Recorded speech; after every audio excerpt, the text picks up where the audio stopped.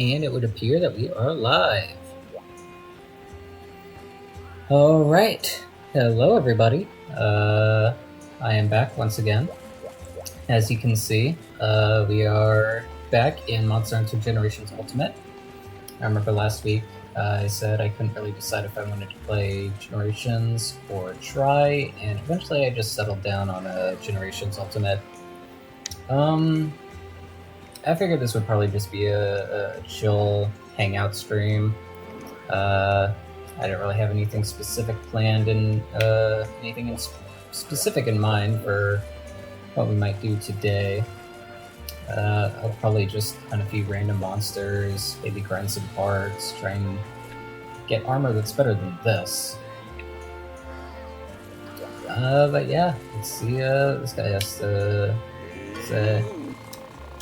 I think he's just gonna tell me that I unlocked 3-star quests. Talking about the Glavenus.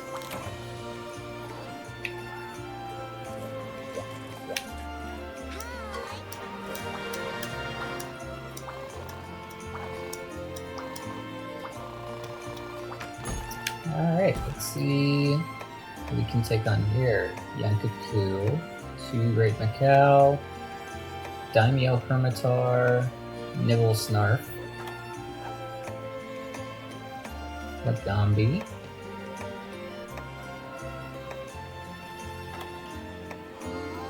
that seems to be all the really big, fancy, all the large monsters, all the new large monsters we've unlocked.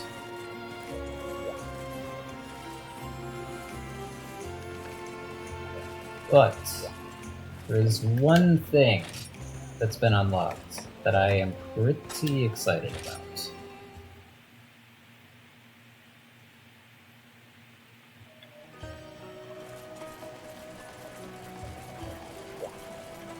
That's right, baby. It's the Moga Sweetheart. Let's go!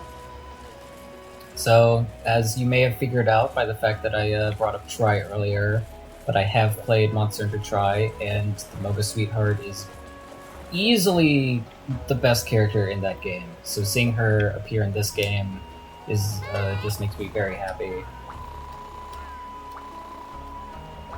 Honestly, of all the quest givers, so the Monster Hunter games that I've played have been Generations Ultimate, World, and 4 Ultimate, and Try. And from those games, the Moga Sweetheart is easily my favorite quest giver, hands down. Which is why I really like the fact that if you complete her quest here that she gives you, you can set her up to be your little housekeeper. And then you get to have all the Moga Sweetheart goodness of just her saying the weirdest, most random stuff that pops into her head, and being an utter menace in your house. Which is why we love her.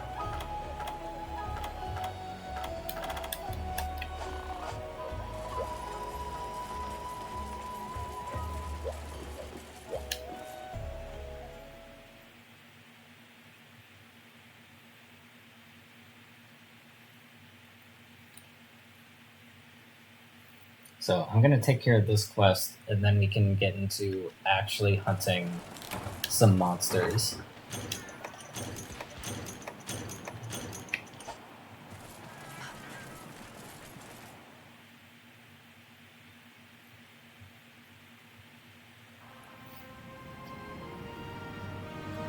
Says I'm not gonna play Try, immediately goes to the Try character, immediately goes to the Try map.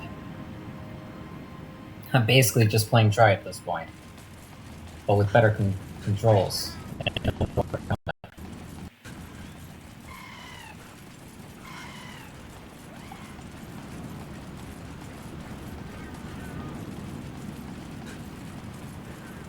I wonder if I offended anybody by saying Try had bad controls.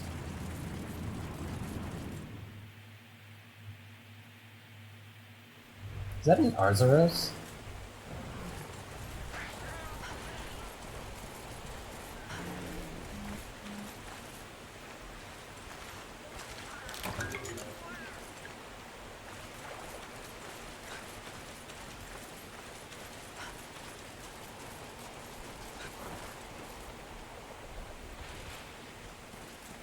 Let's let these little guys get their scores.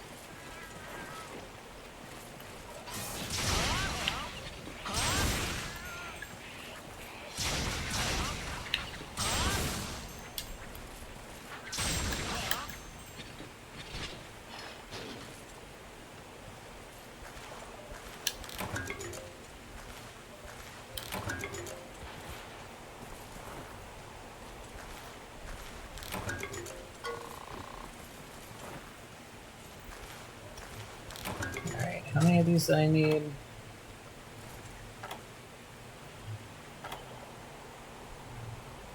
There, it's quest info. 5. So we just need 2 more. This is a pretty easy quest.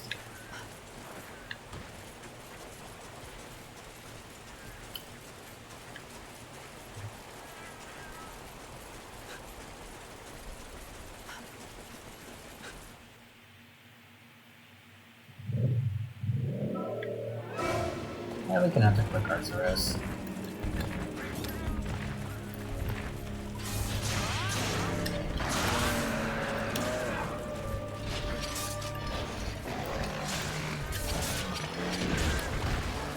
Uh-oh. I don't think I have any dumb bombs.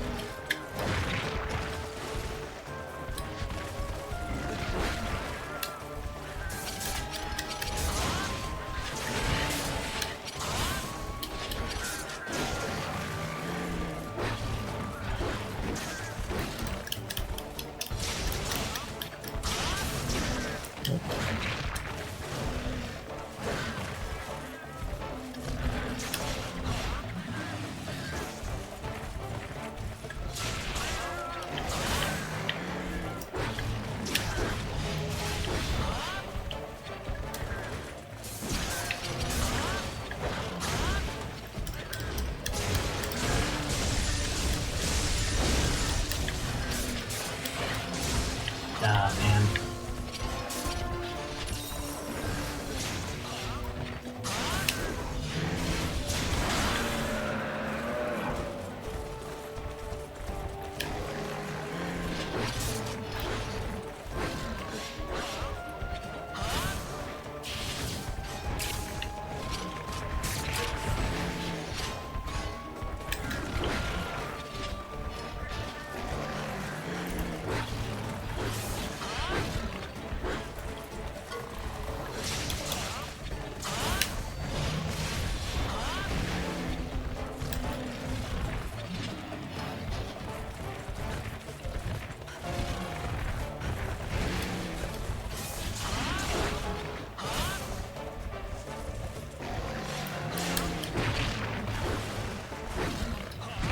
Oh, that was stupid.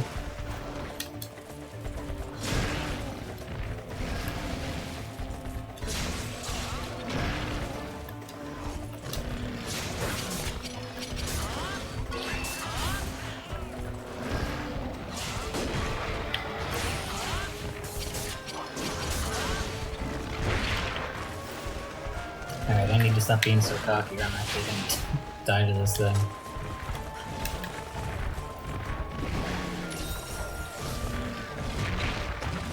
I say, and then just take the potion like 5 feet from it.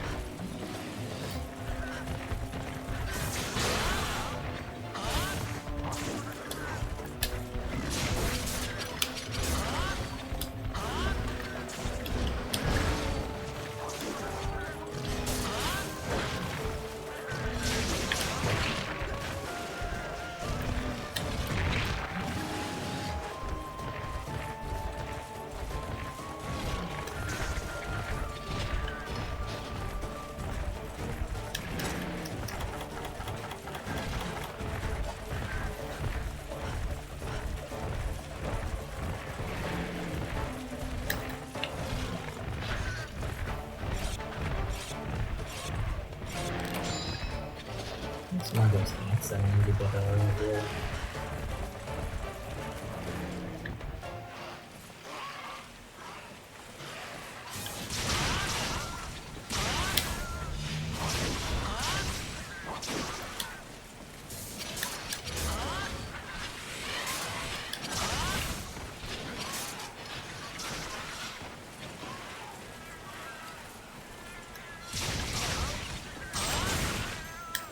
Man, this thing does not have good sharpers.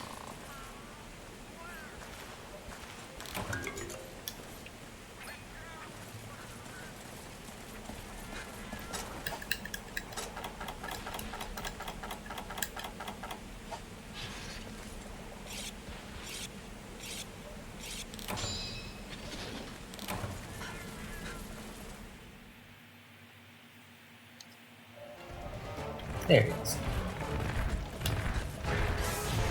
Alright, he ran right through me.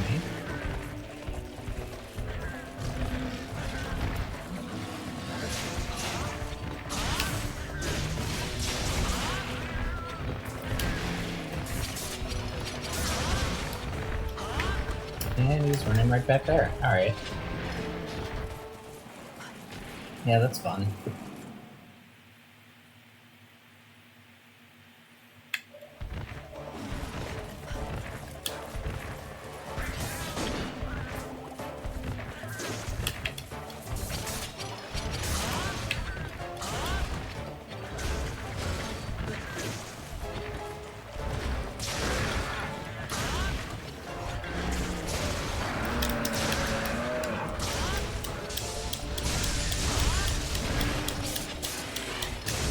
Oh, man.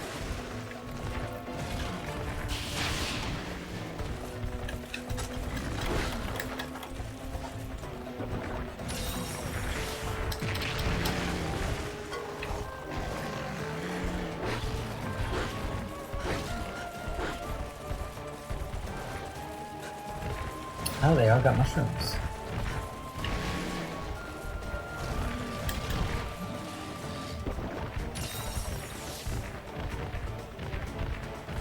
Alright, sweet, now you can grab them.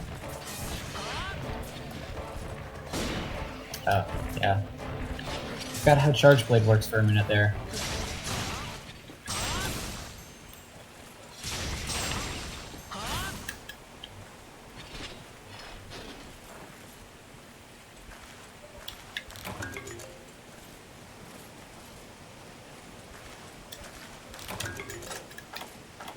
Wait, I did have dunk bombs, dang it.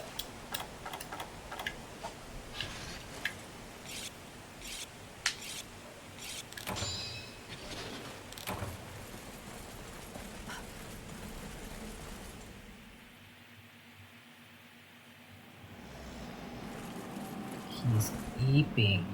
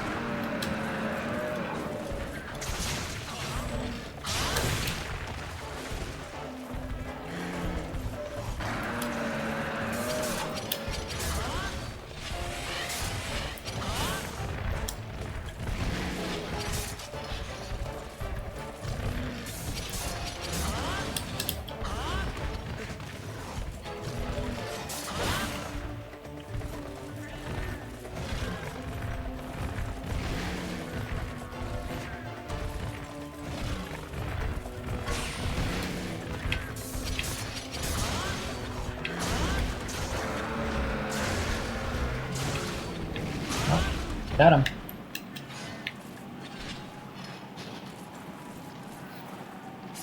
No big deal.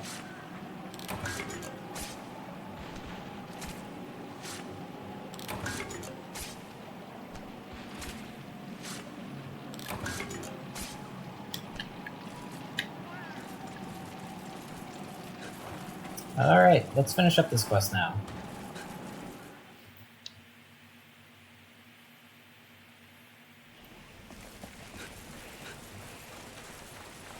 think I might try to get the, try to make a Tetsucabra armor set.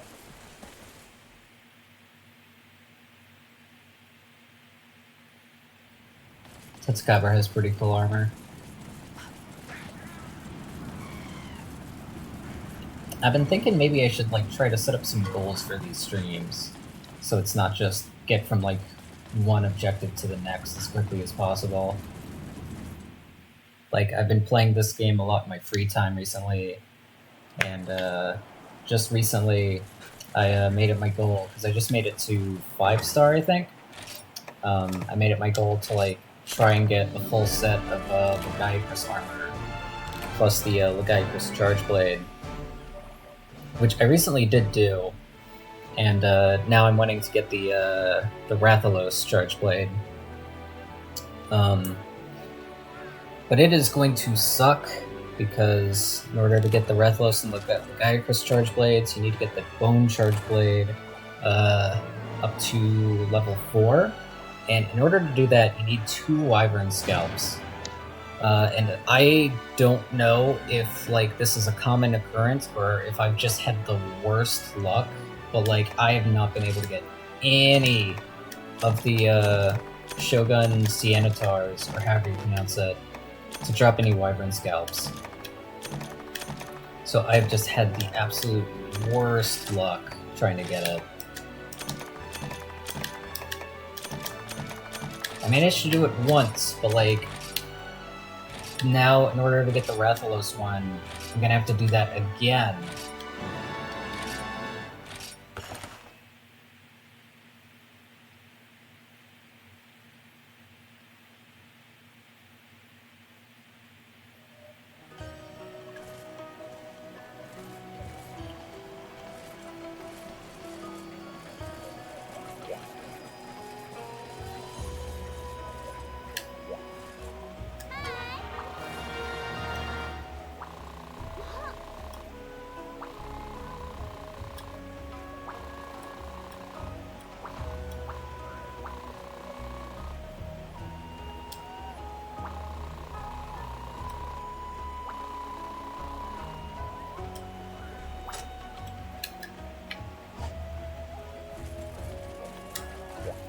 And even though I'm pretty much never actually gonna be here,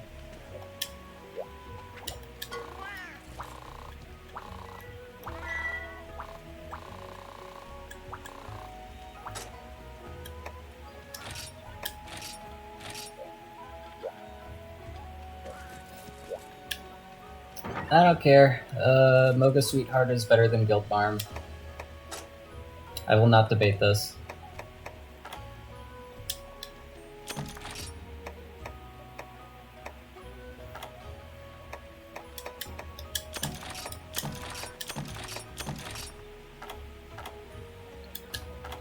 I think I'm also going to change my style here.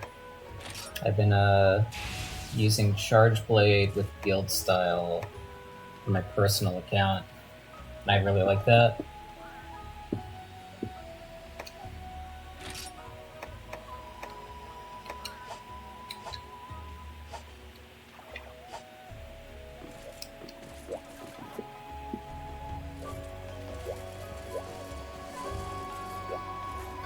Pretty sure if I talk to the village chiefs, I'll be able to get some more interesting monsters to hunt.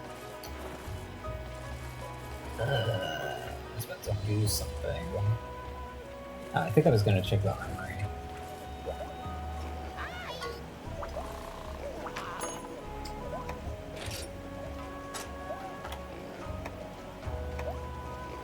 Yeah, Tetsucabra armor. I might try and make a set of Tetsucabra armor. At the very least, I'm definitely going to need to stay on top of my armor as I get to higher and higher ranks.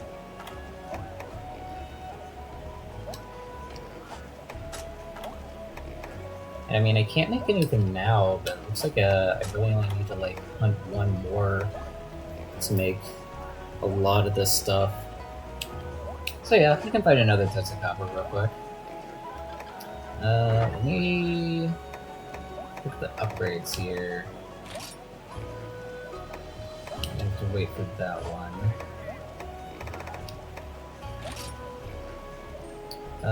Just need some disc stones, so that shouldn't be too hard.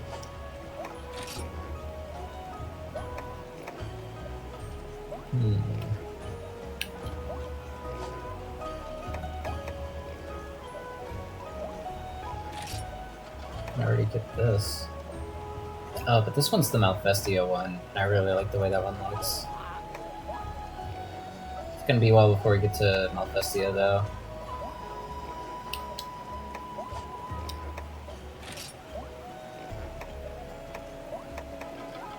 Velocitro head, Cuckoo weapon. In that case, we could probably hunt a Yon Cuckoo after Tetsucabra to try and get the upgrade stuff with this.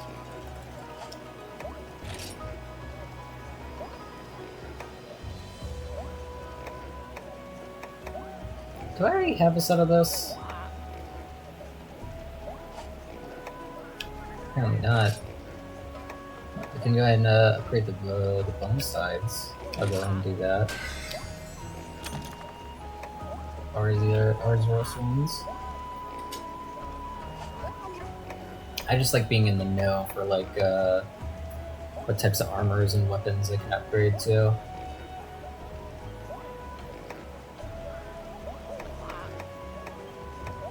Alright, in that case, I guess I'll hunt another Tetsucabra real quick. Then I'll hunt a Yon Cuckoo. We can start making some upgrades. Real quick though.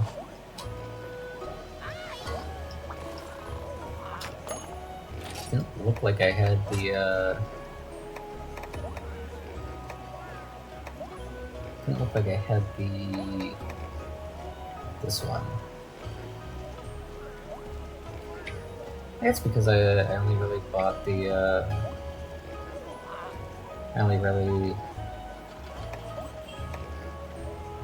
got the Velocipray ones. I probably should get one of these, because I can't remember which one it was, but there is a way to get these really cool chainsaw dual blades that I really like. They're really freaking cool. I definitely want to get them on this playthrough.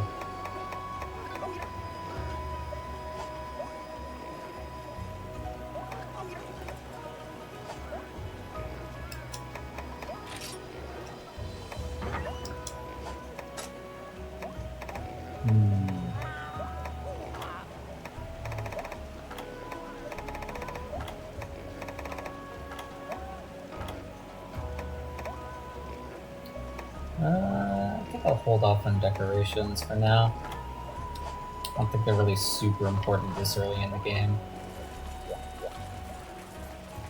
I think I will go ahead and swap out my Charge Blade for the Cephadrome one.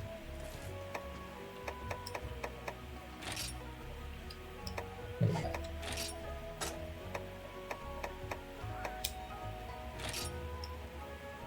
Just ever so slightly better. Okay, maybe not ever so slightly. Maybe it's a lot better.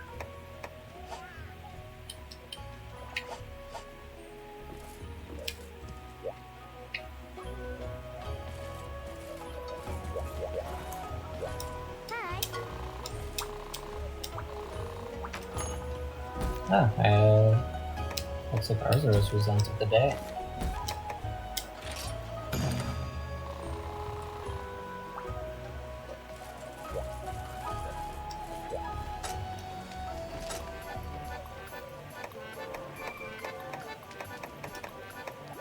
Let's see here.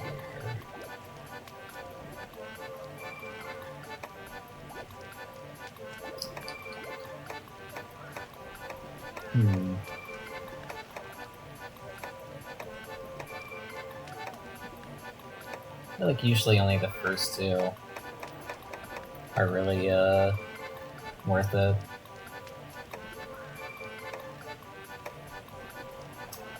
Yeah, I'll go with this one.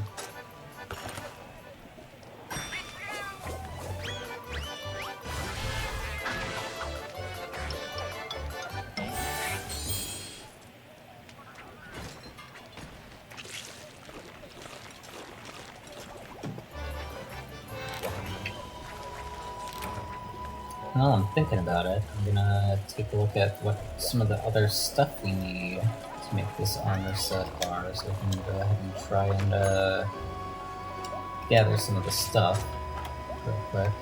Acolyte ore, carpenter bug, paddock oil. That's another Tetsucabra job, so I don't need to worry about that.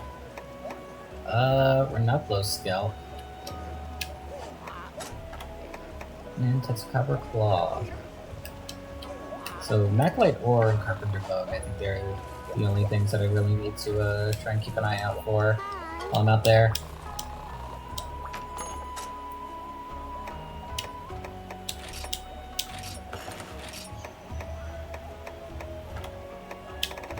Go ahead and grab some pickaxes. So you have plenty of bug nuts. Alright, let's head out there.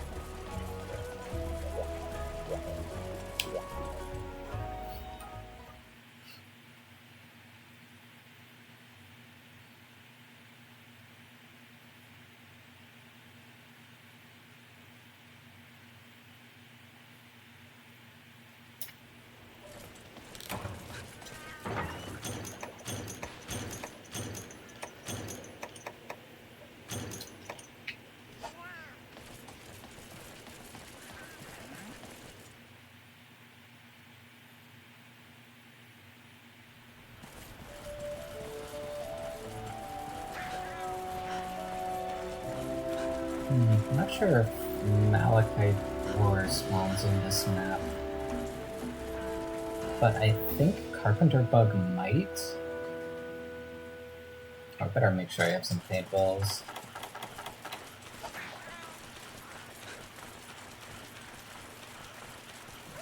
So, at the very least, I probably won't bother with the ore for now. Yep, there it is. I don't think I needed that many, like maybe one or two. So, I think I'll just focus on the Tetsucabra for the rest of the hunt.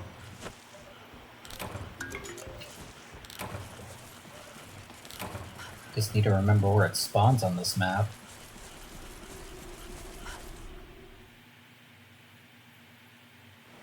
Here it is.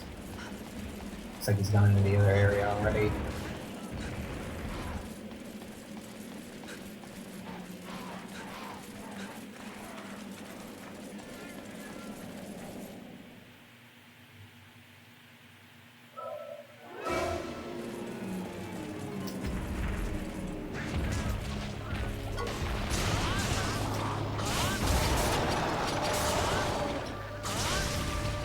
Uh-oh.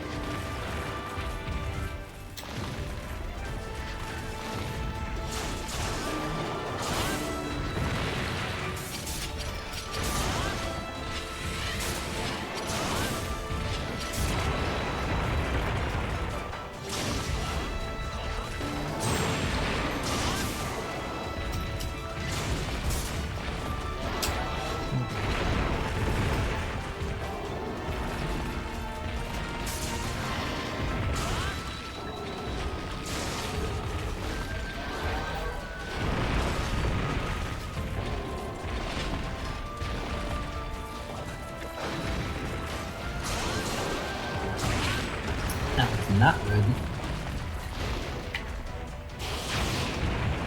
Better heal.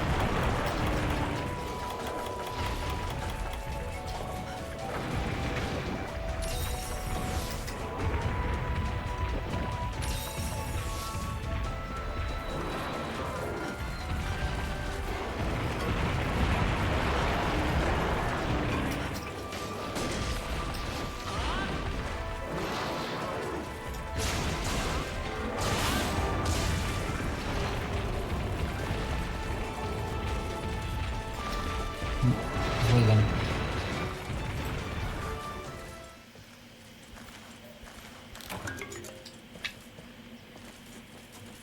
Do you ever feel bad for making these monsters cry? Like, hunting them is one thing, but making them cry, that just feels a little mean-spirited, don't you think?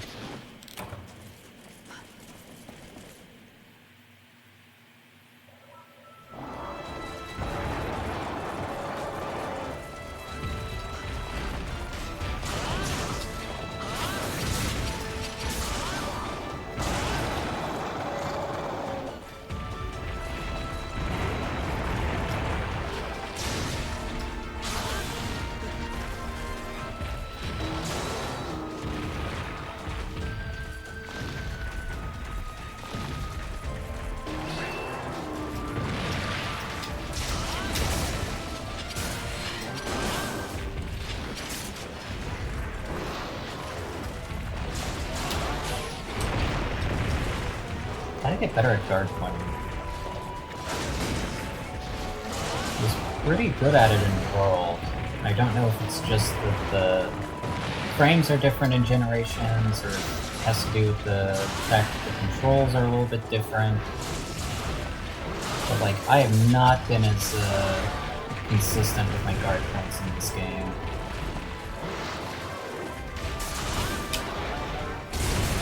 There we go.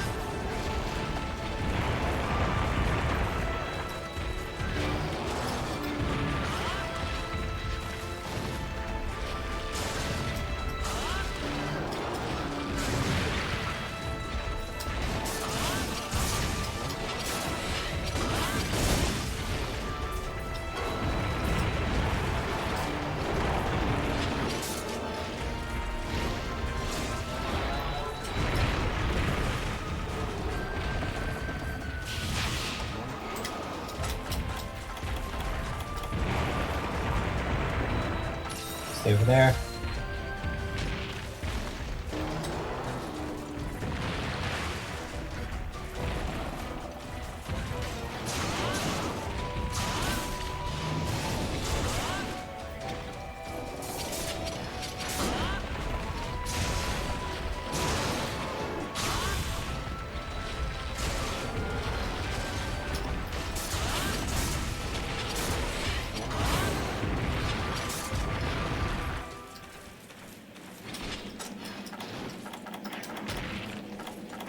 Back up.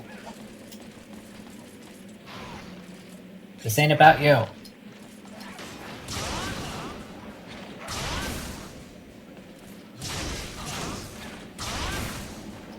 I miss Great Jaggy.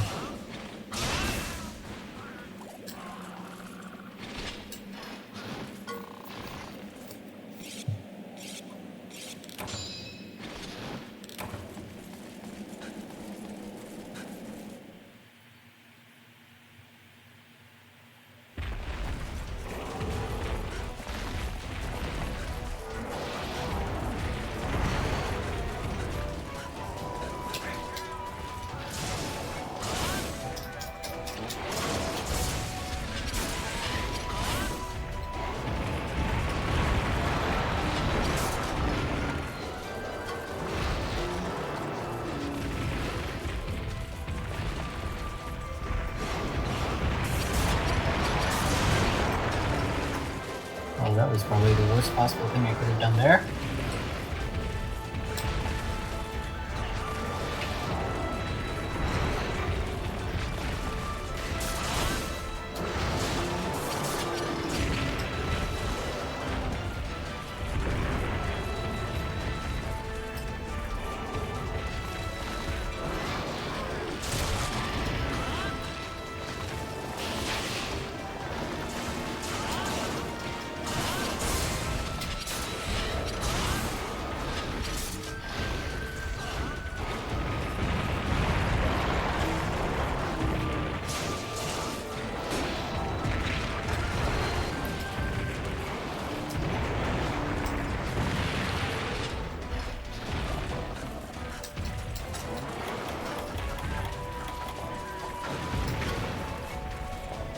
Ah, dang it.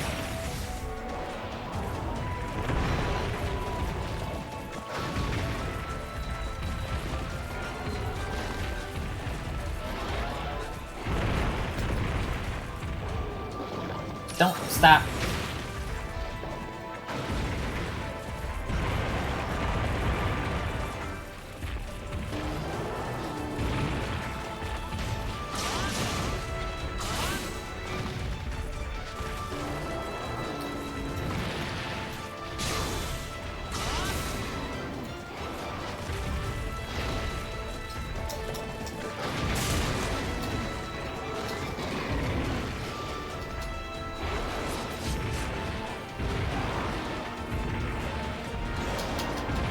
Alright.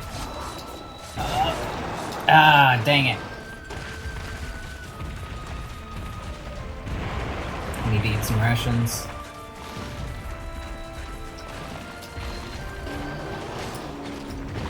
Recharge!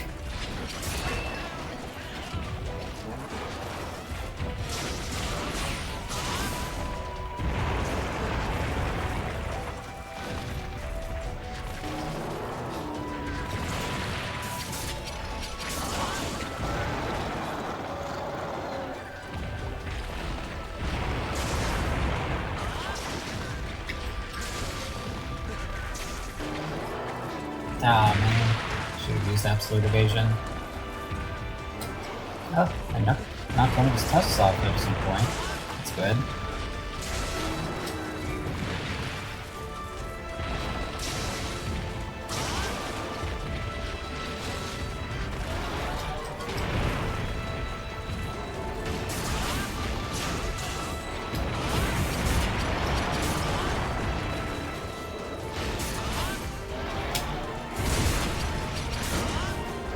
Getting better with those guard points.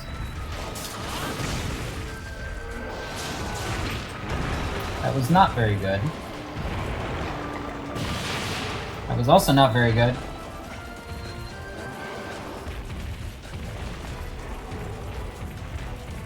Alright, he's leaving the area. Gives me some time to recover.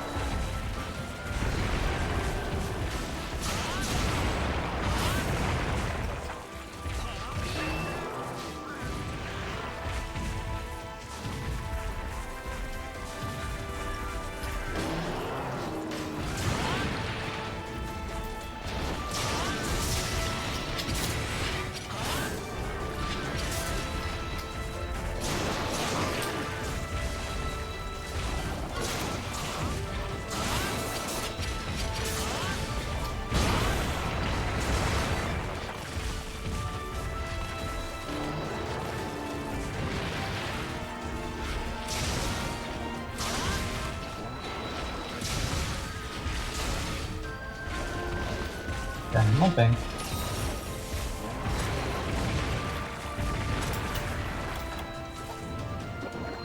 Really am doing much better this time than when I tried to fight him in the last stream.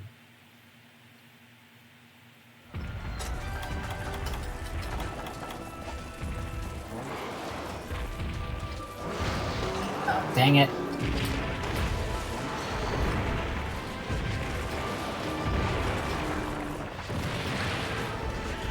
Not entirely sure where his resting spot in this map is, so I want to make sure I can keep an eye on him.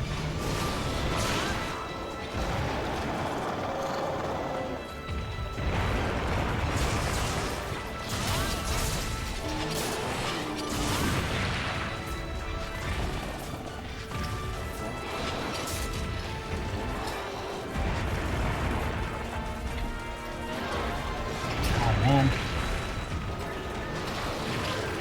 It's not looking good for me.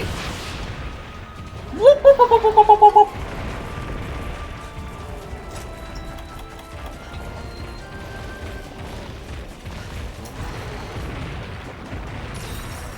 Yeah, we're fine, we're fine. It's just a flesh wound.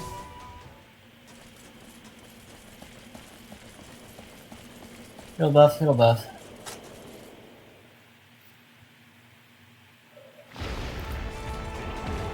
Definitely not gonna let him get away though. Alright, that was embarrassing. Alright, pretend you didn't see that. Oh god! Every time with that move. Except for that time. Oh, no! Oh, that's not good. I knew as soon as I said something about how well I was doing this time, I was just gonna jinx it.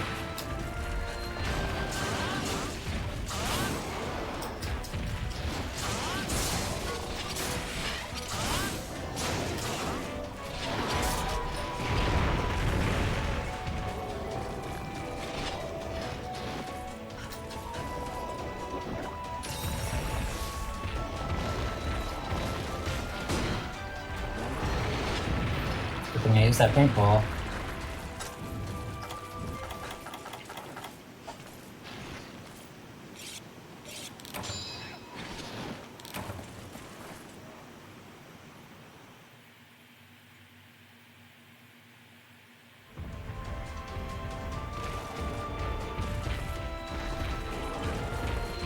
Gonna ask you if you noticed me or not. I think you did.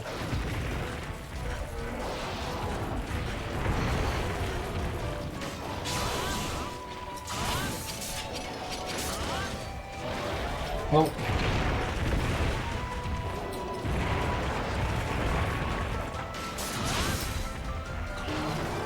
Oh.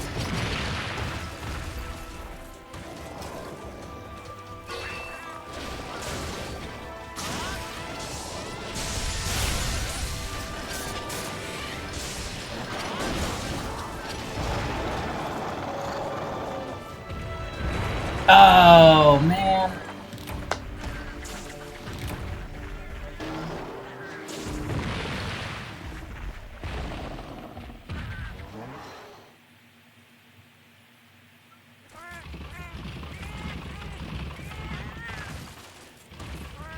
Well, maybe now I'll go to sleep and I can get a cheap hit on him.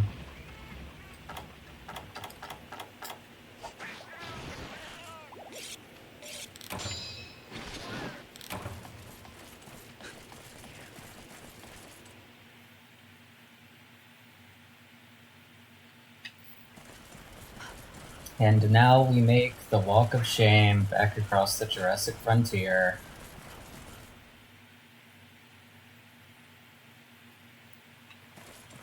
Yep, carted to the Tetsucabra once again.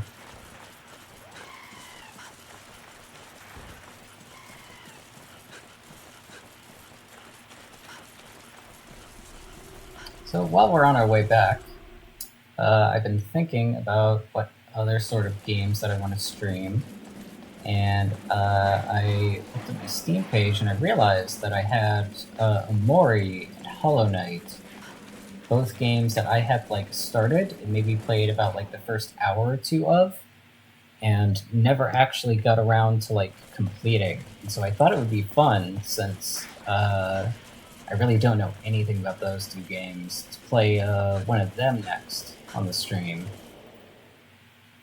If I do pick one, it'll probably be Omori though, because I'm pretty sure that one is a sort of a horror game, and I have been wanting to play a horror game on stream.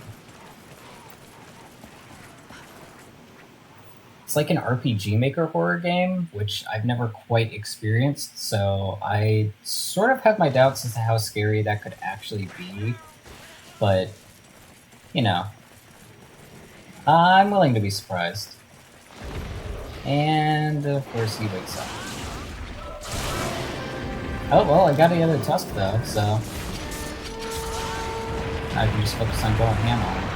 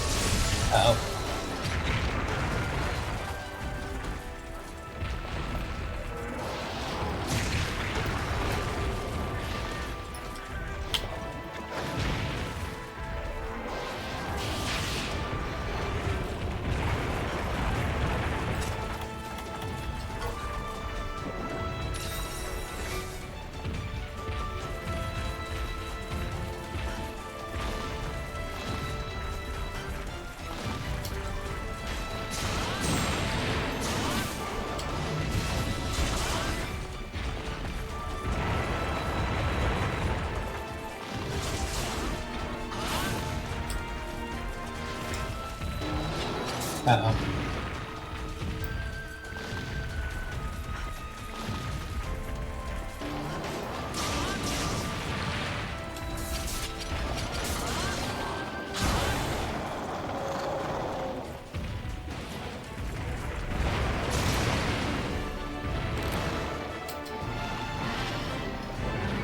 It's just that easy.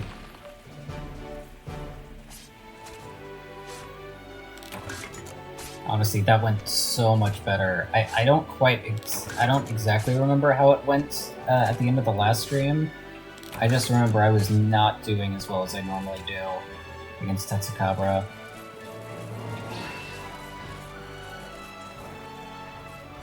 Hopefully this has redeemed myself.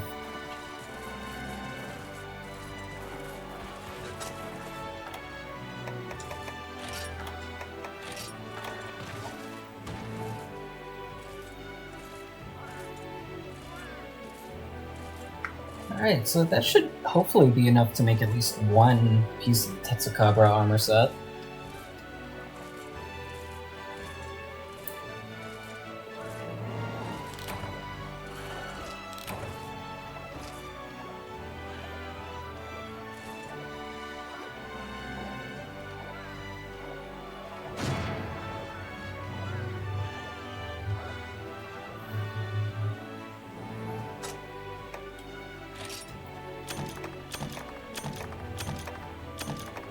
Oh yeah, that'll definitely be enough.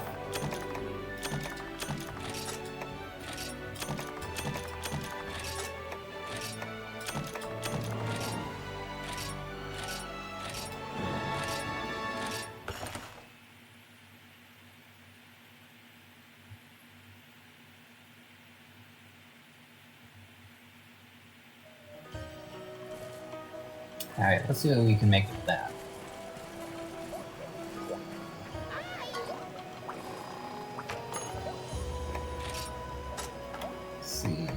Selling Malachite ore for the head.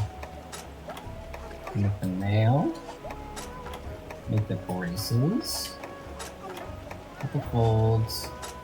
Yeah, and the legs.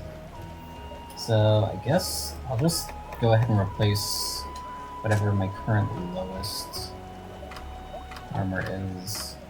Here we go. So, cow mail's got 8,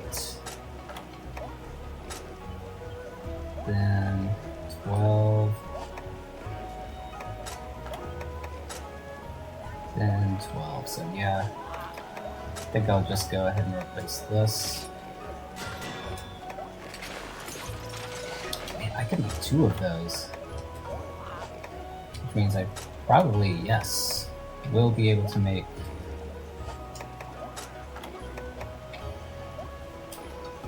as much as I like the weird claw hams that I've got going on now, this does look a little more cohesive. So, oh sweet, I can make all 3 pieces.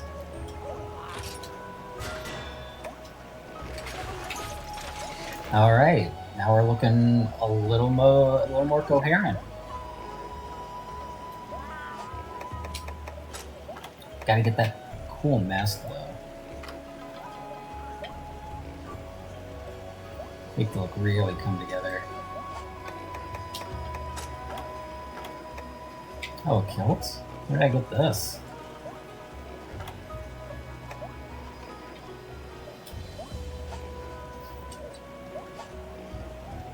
Alright, so I think to upgrade this, yeah, need some cuckoo parts.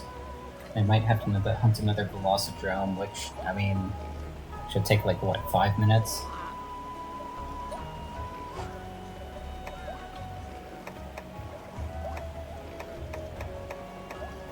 But after that, I think I might... Let me check, because, yeah, I am gonna need, another, Tetsucabra piece. I need... Not those. I forgot I needed that. Yeah, so another Tetsucabra and some Malachite ore I think we should be good. As well as Renopoulos.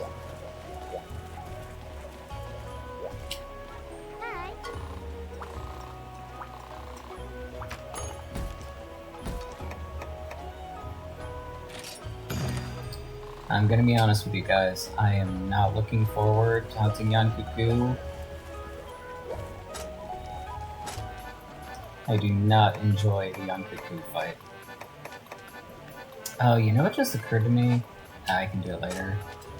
I bet I've got like more ingredients that I can use. Yeah, that should be good. So after this, I should probably go to Burna after putting some more ingredients.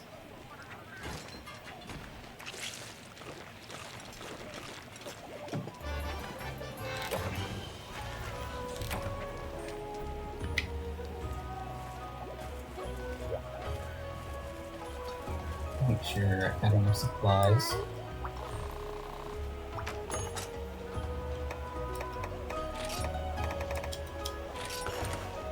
I'm pretty sure my first Great Cow hunt that I did on stream, I completely forgot to stock up on whetstones.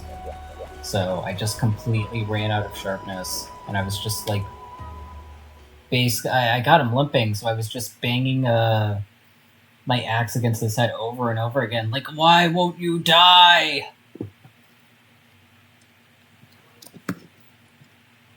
Because I didn't want to just exit the quest and give up, even though all of my attacks are bouncing off.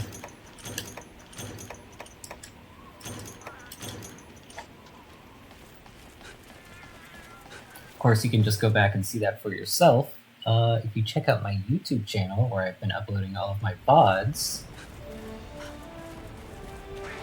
Yeah, you don't have to do that. That was very shameless. I know I feel ashamed.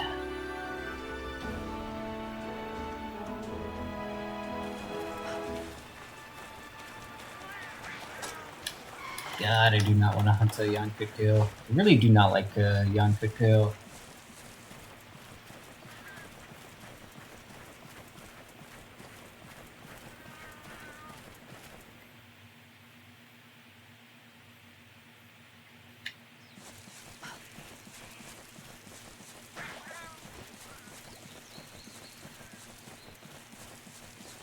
Also not sure why, but I thought Yankuku appeared in Verdant Hills.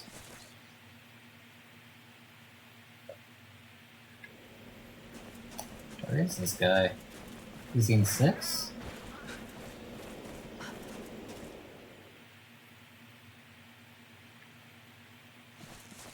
I bet he's in 3 and I just went right past him.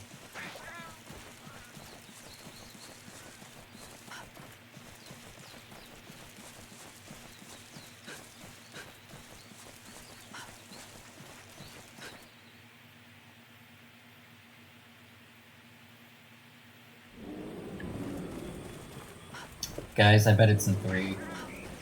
I'm gonna check 3 last, though, because I know it's in 3.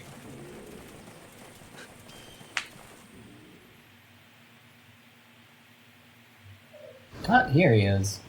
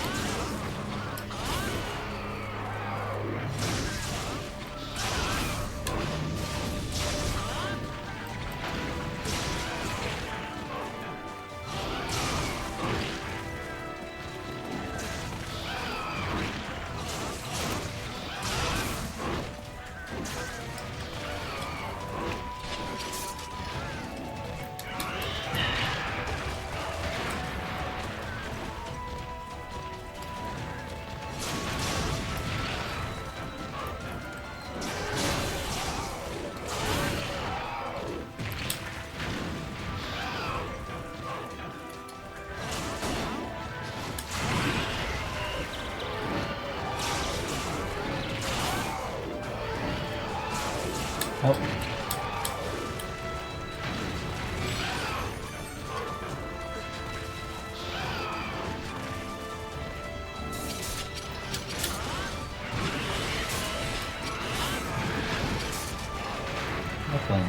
pretty sure the Tetsucabra armor does give fire resistance.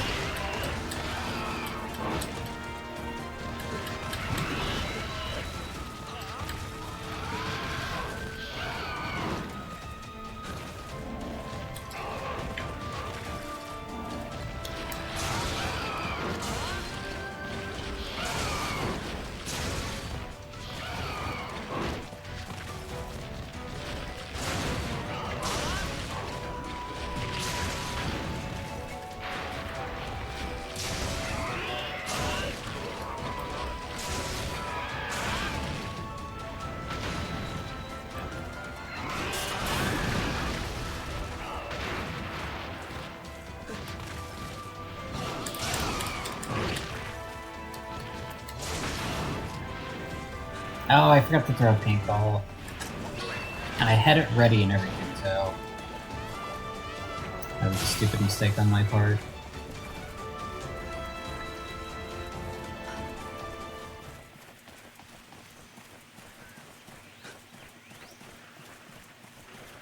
Oh, I should heal. Getting low.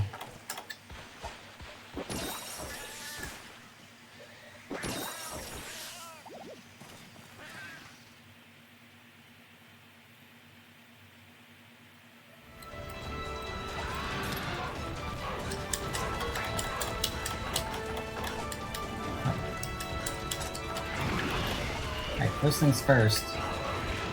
Flying monsters.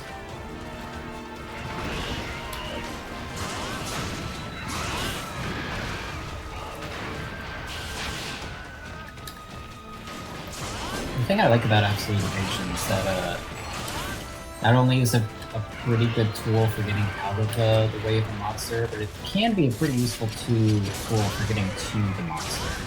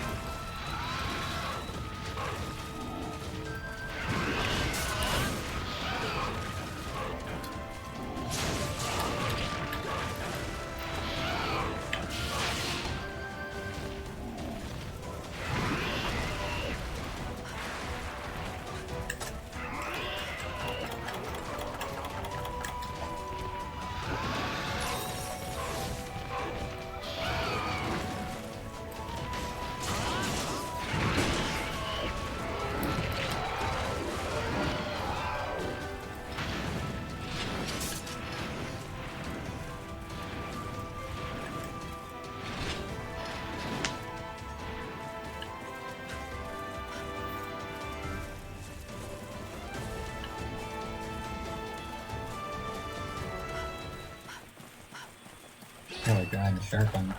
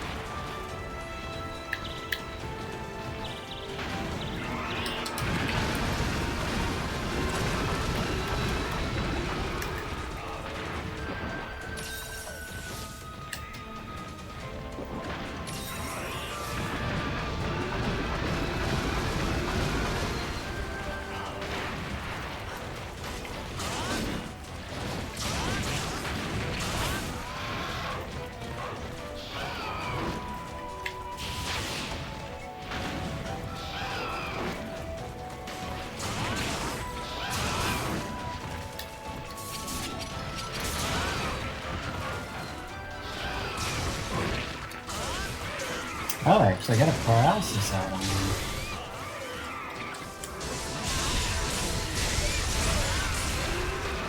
Sweet.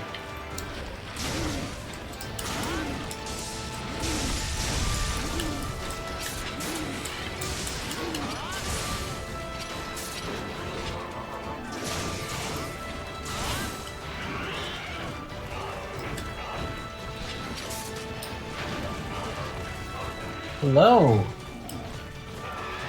I will read off your name, but I am trying not to die.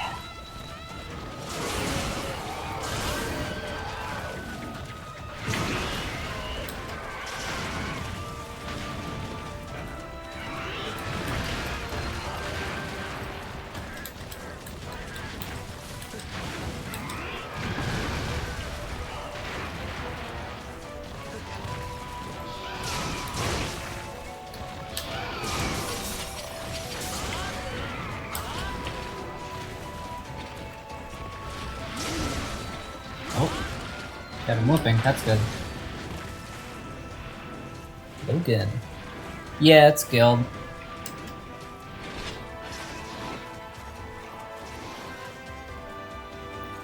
I'm not super familiar with like all the different metas with like the hunter styles and arts. I basically just kind of tried out Charge Blade with all the different styles, and I think I just kind of preferred Guild style. Mainly just because, rated style. Yeah. I think the main thing was, aerial style didn't really vibe well with, like, Charge Blade's mobility. I can use aerial style with it, but, like, it just doesn't feel very comfortable to me.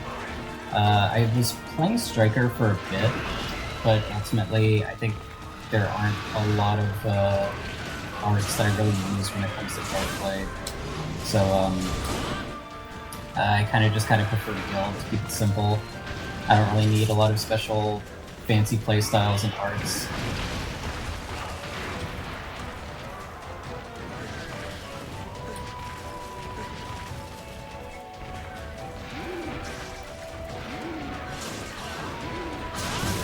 Flash bomb ready. And I'm flying away again. Oh, freaking Renoplos.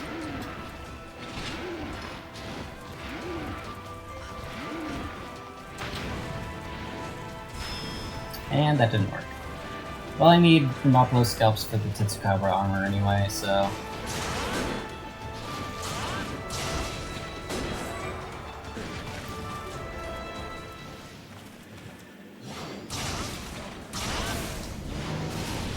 Ah! It's always from off-screen. There's definitely a humor to it, but it's really annoying when it happens in the middle of a hunt.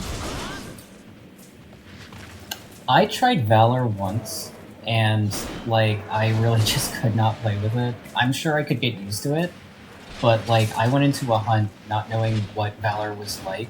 Like, I knew it had to do with sheathing and unsheathing, and when I tried to, like, switch from charge to sword to axe mode, and I realized I couldn't do that without sheathing my weapon, I was like, I don't think I'm gonna be able to play this. At the very least, I don't think I can hunt whatever it was I was going into this, trying to, like, adjust to this new playstyle. I bet Valor seems like it's, Valor seems like it would be very fun once you get the hang of it.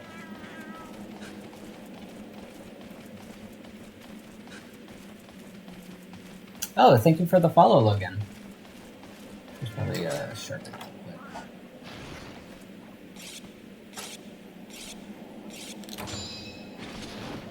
Yeah, I bet.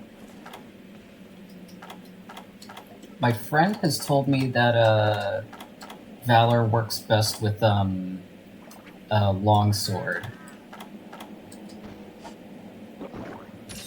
Even worse with Ranger. Ranger is one of the hold on. Is that one of the meal effects or one of the armor skills? I can't remember.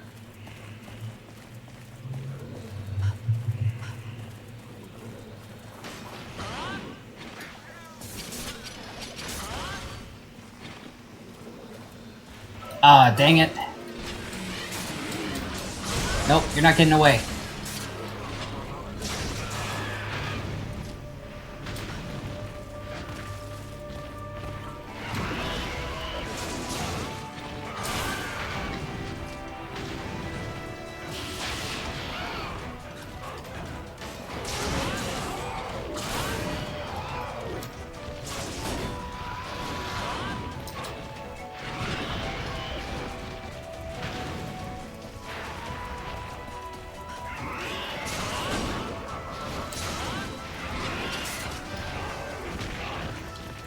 Oh. Ah, ran right into it.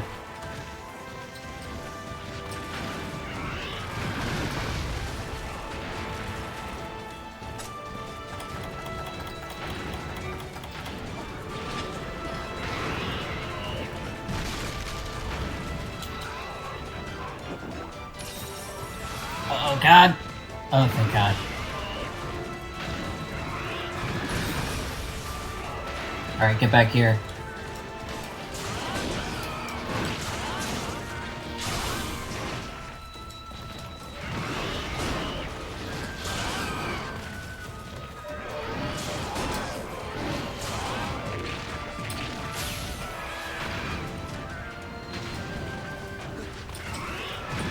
And again, I rolled right into it.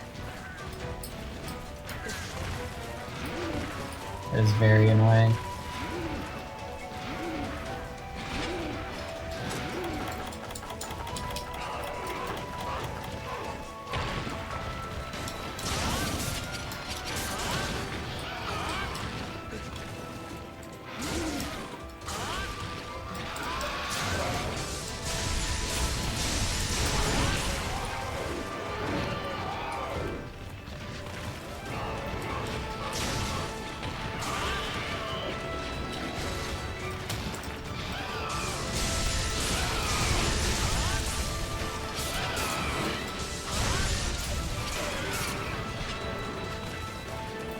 Ah, tail.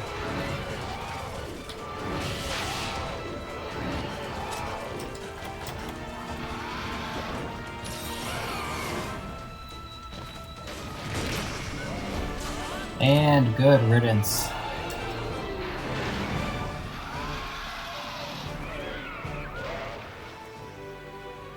Technically the strongest version of almost every weapon. I am really not a fan of Yankutu. It's not necessarily that he's hard, it's more so that he's annoying.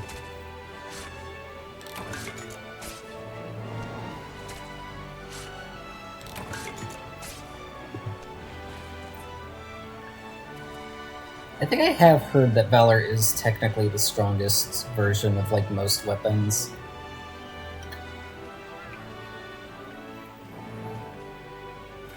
Maybe one day I'll try it out, but I think, like, for now, the main appeal to Generations, for me at least, is just being able to, like, fight most of the monsters in the franchise.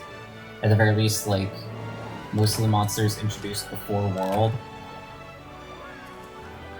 Technically, Generations was my first Monster Hunter game, but I really just, like, could not get into it. Like, I was playing it on my own. I've been wanting to get into the franchise for a while. And so I saw Generations, and I was like, I bet this is, like, you know, the anniversary one that's gonna have elements from, like, everything. And I played it, and, like, I just couldn't really, like, get into it. I didn't understand the loop. And then I met somebody in college who was really into Monster Hunter. And he basically convinced me to give it another shot, and he kind of walked me through it, kind of introduced me to most of the weapons, let me pick which one I found most comfortable, and just kind of, like, took me on a bunch of different hunts, got me familiar with, like, the grind and the gameplay loop, and I kind of got into it then. I was like, okay, I understand it now. I do kind of enjoy this a lot. But I wouldn't say I'm, like, a huge Monster Hunter fan. And then, like, we got into World, we were able to play that online with some of our other friends, and I think then I just got, like, super addicted to World, and I think that's when I could say that I was, like, really a Monster Hunter fan. And, like, when I get into, like, a franchise, I get really into it. So, like, I want to go... Yeah, Monster Hunter World is pretty fun. So, like, I want to go back to, like, all the older games and, like, check them out. And so I picked up Generations again. Ultimate went on sale like about a month or so ago, so I went ahead and picked up Ultimate so I could play it on my Switch instead of just my old 3DS. Is that a Monster Hunter Freedom Unite? I've heard a lot of good things about Freedom Unite. Currently, I have Generations Ultimate, 4 Ultimate, and Try.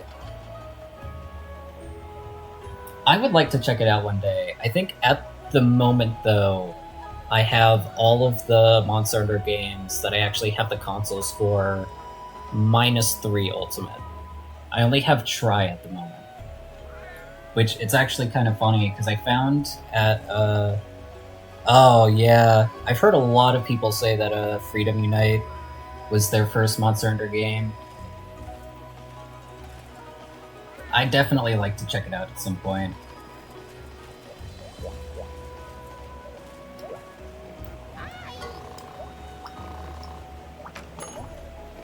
Let's see... I think I needed to upgrade these. And I didn't even get the thing. I bet I need to break the wings. Well, for now, I'm just going to focus on getting the rest of the Tetsucabra armor, honestly.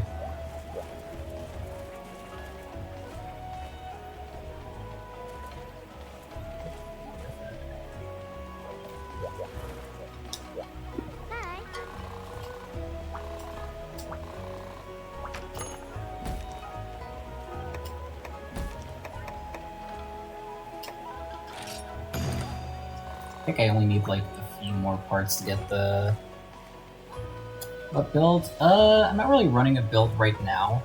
I'm just kind of trying to get the Tetsucabra armor set, since I only need a few more parts to get the head and the waist. Can't remember what the waist piece is actually called right now. Usually I tend to lean towards a more casual playstyle on my first playthrough of a game, and I usually don't get into the like making certain builds until like I get into like late game, where like that's actually kind of necessary with some of the difficulty level of some of the monsters. At the moment with 3-star, I think it's not quite as big of a deal. I could be completely wrong, but I usually don't have too much issue in the early game. I know right now... Yeah, low rank's pretty chill. I think the closest I got was in my personal playthrough. I was grinding Legiacris to try and get the Legiacris set, and I actually did like get some like electric resistant armor and like some electric resistant like decorations and like talismans and whatnot. Try and reduce all the damage from his big AoE stun moves. Ceregius Dreadblade. Yeah, I heard about that. That does sound pretty good. My roommate said that Ceregios is like one of his favorite monsters solely because of that. He said that when he played Generations, he would just grind Ceregios to like get the Charge Blade for it. I really like Laggy. Let's see here. Let's just go with this. So I played Try, and I haven't completed Try yet. I want to get around to like finishing the story mode for it. But like, I got to the point in the game where it lets you actually fight Legiacris, and I was really annoyed because I was doing really well on it. I like cut off the tail, I got it like super low on health, and I was like, alright, I'm doing pretty well. I figured out all of his patterns. Like, I think I can just take this guy down. And then the quest just stops, and they're like, good job, Hunter, you got it down low enough, you drove it away. And I was like, no! I can beat this guy, just give me a few more minutes. And so as soon as I unlocked the Gaiacris in this, I was like, I have to, like, rematch. I have to actually get a proper, like, Gaiacris win.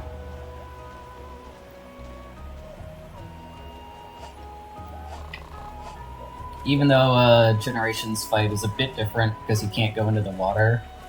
Which I'm kind of upset by, because I really liked how in Try, it felt like on land that was like phase 1, and like once you went into the water, it was like you entered his turf and now the real fight begins. A lot of surprises like these in Monster Hunter MHGU. I know I've encountered the Glavenus one, at least on my personal playthrough, not on this one.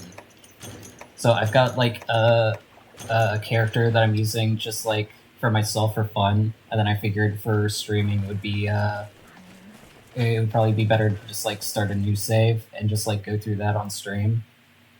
But I have been playing a lot of Generations Ultimate just on my own personal time.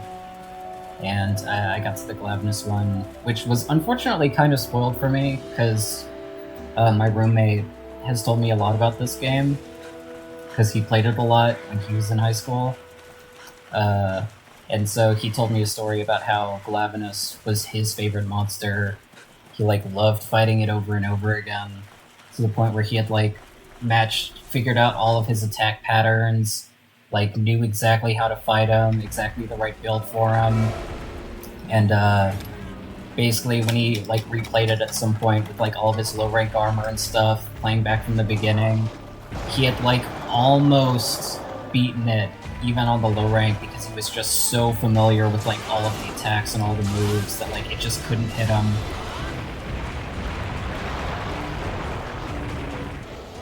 And then he told me that like he fought Glavenus again in World for the first time not too long ago. And he said that he was kind of worried because like it had been so long since he had actually fought one that like he wasn't sure if he'd like still have like all that know-how. And like as soon as he started fighting again, it, like all just started coming back to him. He was like, it was like seeing an old friend for the first time again.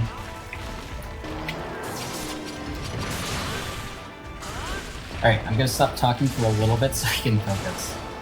This Tetsucabra usually doesn't give me too much trouble, but for some reason, while I'm streaming, he has given me more trouble than he usually does. Which hopefully now that I've got like most of the Tetsucabra armor, which like actually has decent defense, it won't be too bad.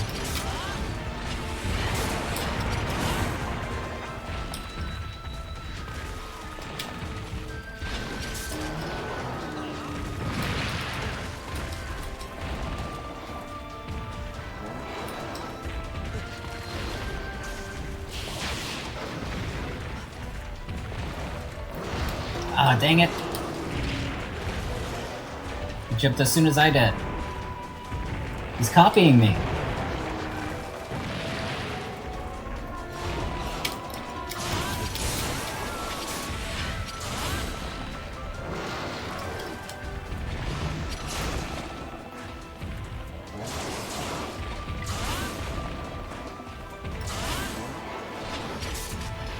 I appreciate him just standing here and let me hit him. It's very polite of him. Uh-oh!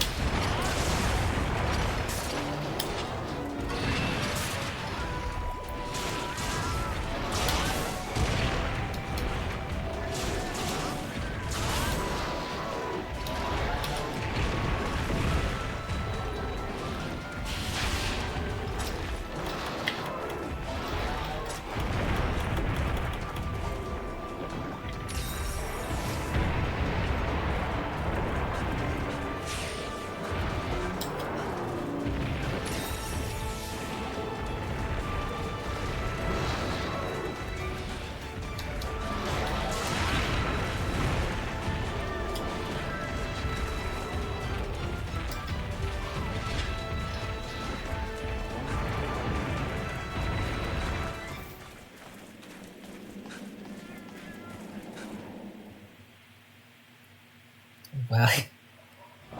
You know the exact moment they hit the monster will die. That is genuinely impressive.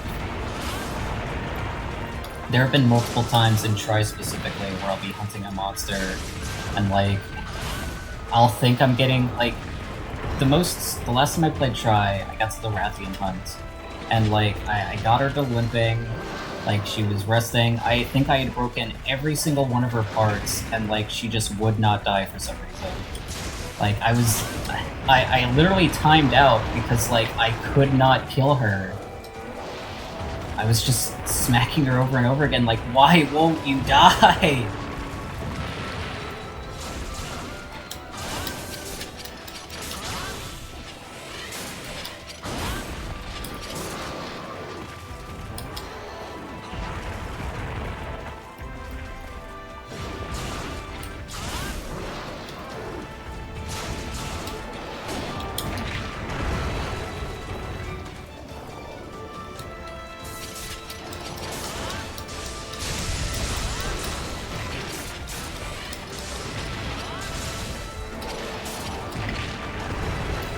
Not a good position to be in. Alright, luckily he's staring at the horizon again.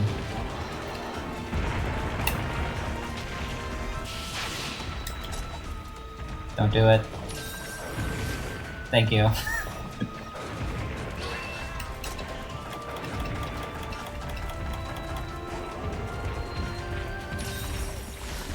Alright, that's good healing.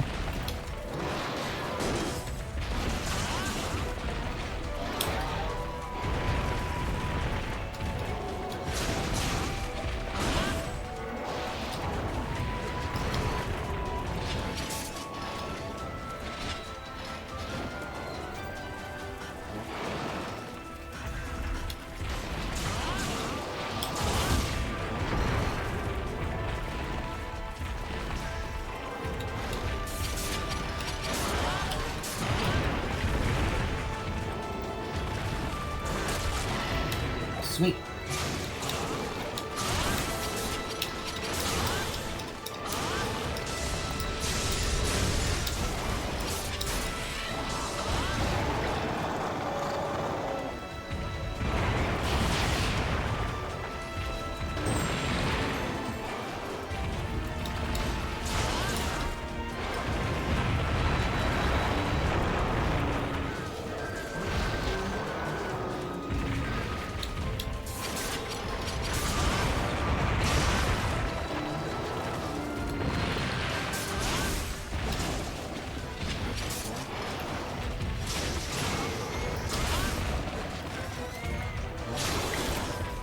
Alright, I should definitely sharpen now.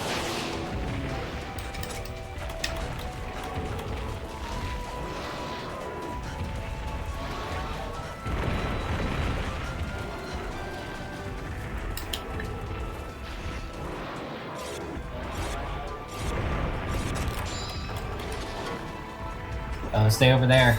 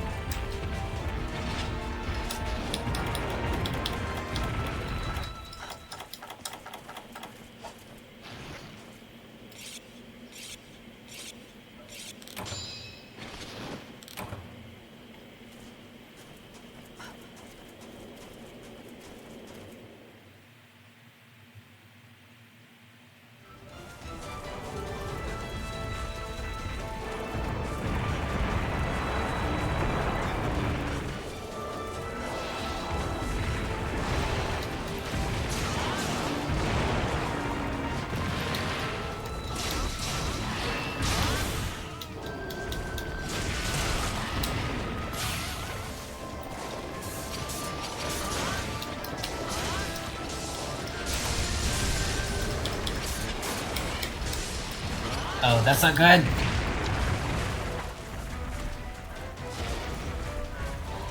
For you, generations, every time I have fought Tetsucabra before I started streaming Monster Hunter, that big rolling attack, he would always do it in the opposite direction of me, or like at a point where I could very easily just go, oh, he's about to roll over and move out of the way.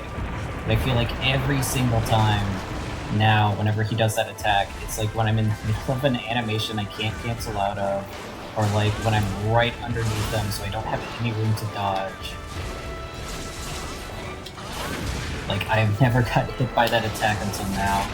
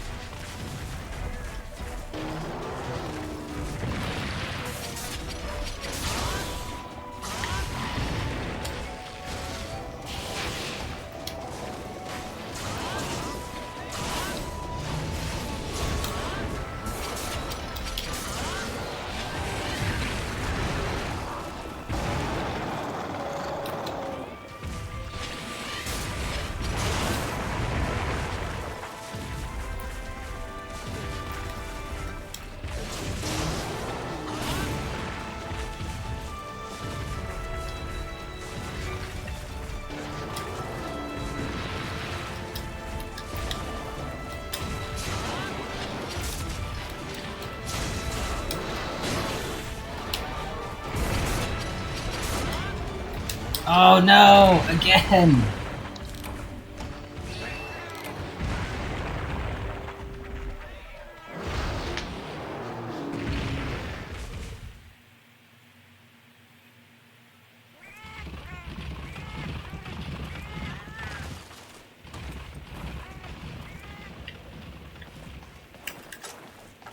Is this the one that looks... Oh no. Well, I just wasted that. Oh, I'm thinking of the wet fish. Duh.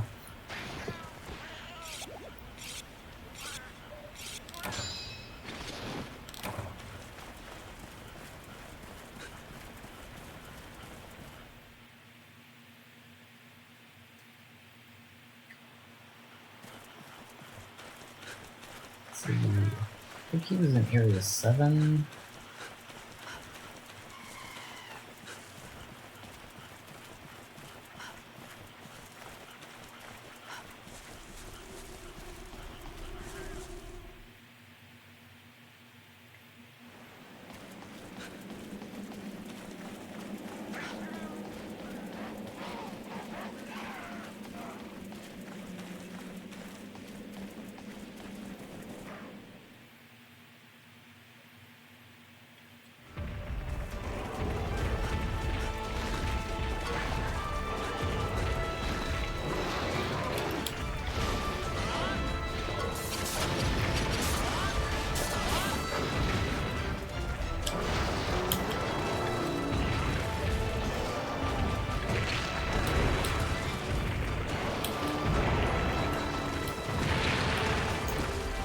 This guy is not letting me catch my breath.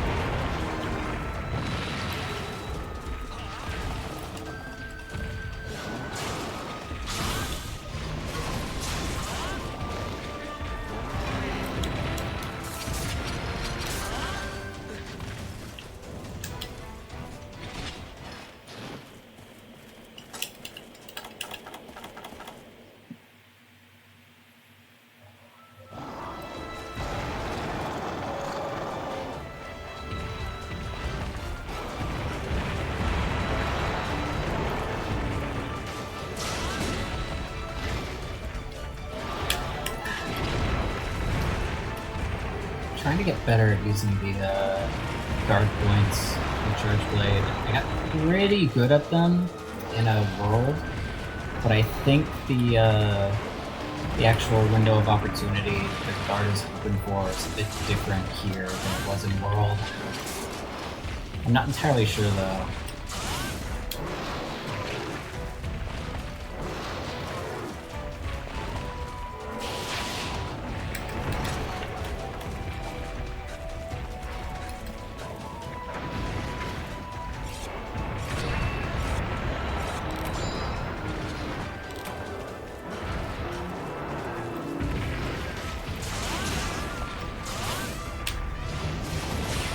Oh, got him one thing. That's good. I think I did get him to this point a lot faster than I did last time. Gonna give him some time to fall asleep so I can good old cheap shot at him. In the meantime.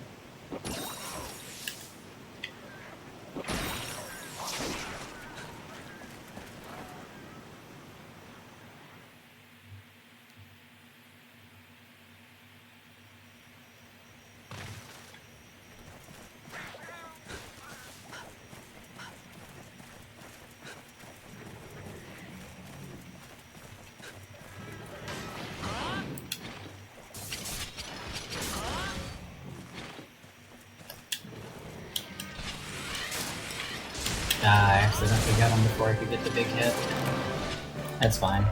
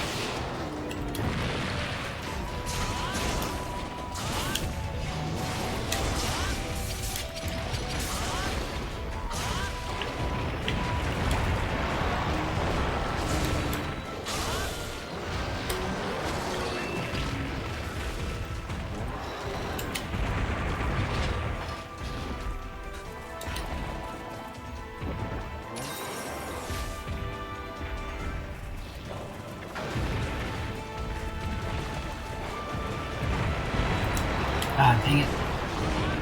Just trying to get off the ledge. There we go, that's what I was trying to do.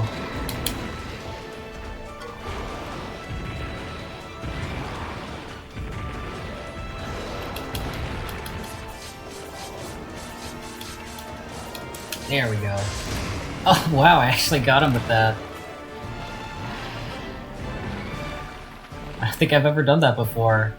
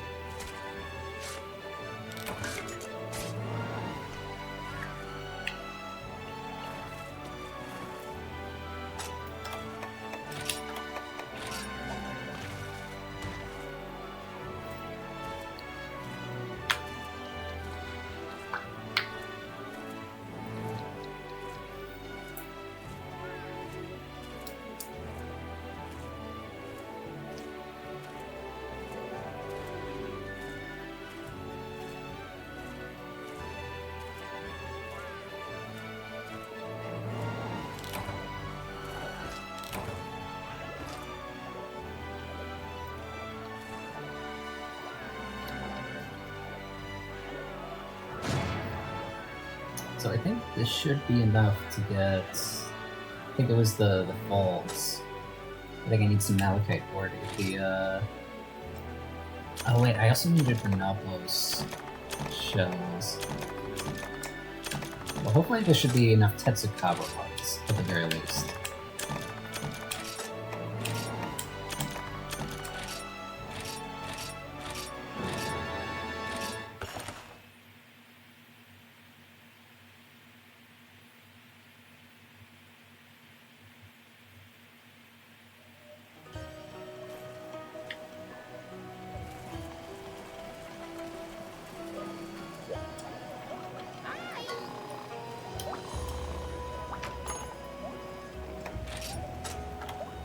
Oh, I have enough to make the Kuku head armor.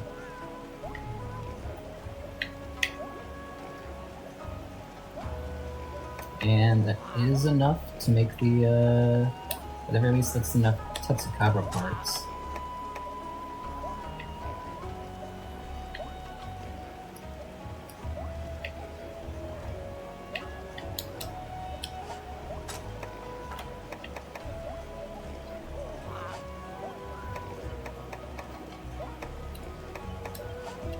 So I think I'll try and knock out another key quest.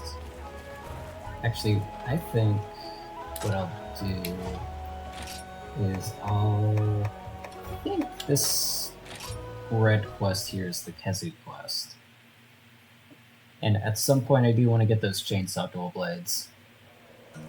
And I know you need parts from Kezu in order to get them.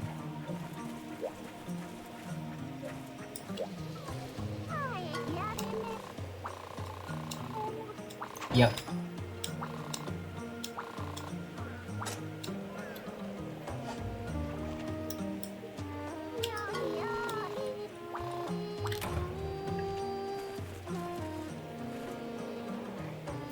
I've dabbled in dual blades a little bit. I remember when I first played this game back when I was in high school, I tried dual blades and I didn't really get into them. And then when I tried out the game again about a year ago, and I mentioned that my friend was like showing me all the different weapons and kind of explaining them to me. Charge Blade was the one that like felt the best. But like ever since then, I've kind of wanted to go back to dual blades now that I kind of understand the way the game works a little bit. Aerial dual blades do, yeah. Aerial dual blades I do enjoy a lot more than aerial charge blade, honestly, just because dual blades naturally have a lot more mobility. I know I did get the chainsaw dual blades on my main playthrough, and they're just like, I don't know if they're even really that good. It's just really fun to like go running at a Nargacuga with chainsaws blaring. It's just really fun. Oh yeah, it does feel really smooth. It just feels very natural.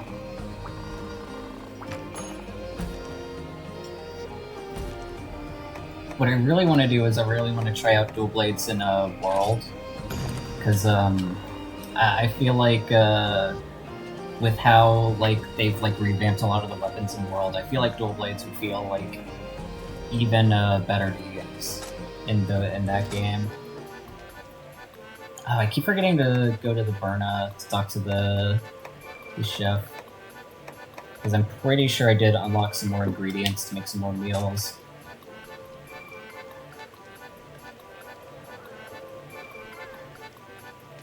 Yeah, of course not. Doesn't World, straight up have a move that's like the one buzzsaw attack that he can do?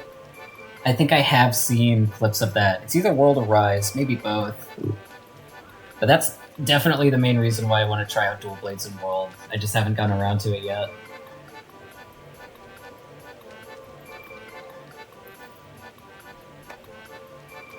Yeah.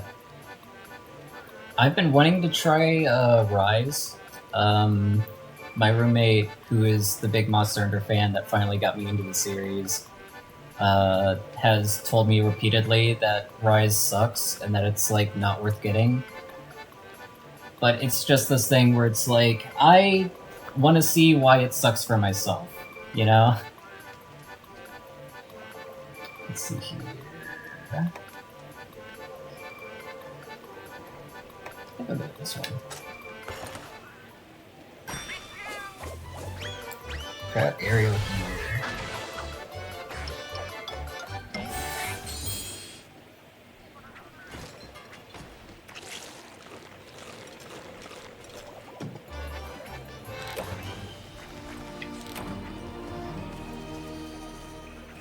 Let's see. Should probably organize my items a little bit.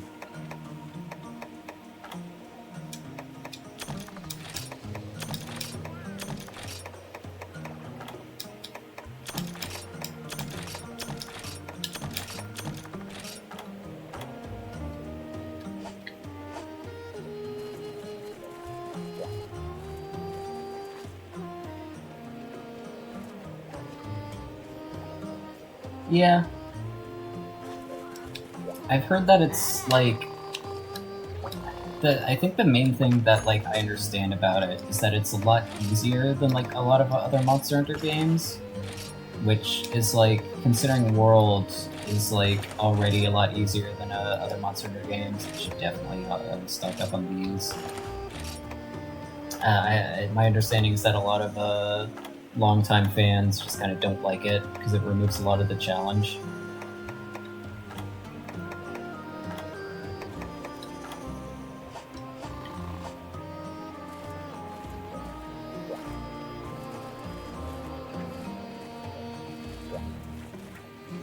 I probably should have switched weapons since this Charge Blade has like electric elemental stuff.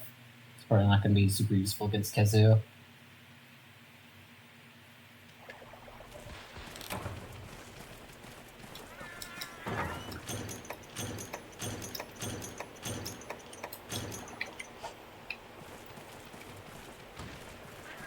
This one's from, I'm pretty sure Poke Village and this map are from Freedom Unite, right?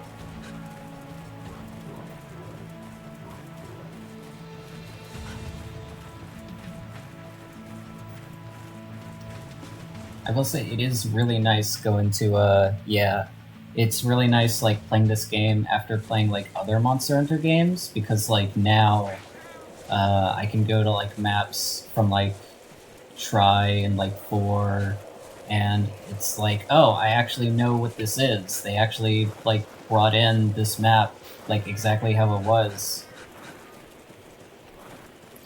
Oh yeah, that's, isn't it, I remember my friend took me through it when he was showing me stuff.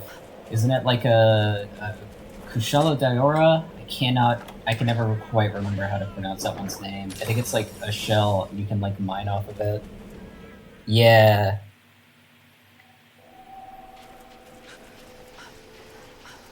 I actually have not fought Kushala solo. I remember when I fought it, it was in a big group with me and some of my friends, and we accidentally used the SOS flare so that anybody could join, and so like a random person ended up joining our hunt. And usually what ends up happening when I like hunt in a group against a monster for the first time, it's just me running around trying to not to get hit, trying to figure out the patterns while my friend does all the work for me. So usually I don't quite form an opinion on a monster until I can hunt it solo, but I remember Kushala, I was like, this is just like whirlwinds and tornadoes. Oh, I bet. Oh, does it actually give you Kushala material? That's crazy. Oh, I forgot Kezu doesn't have music. It just completely removes the soundtrack.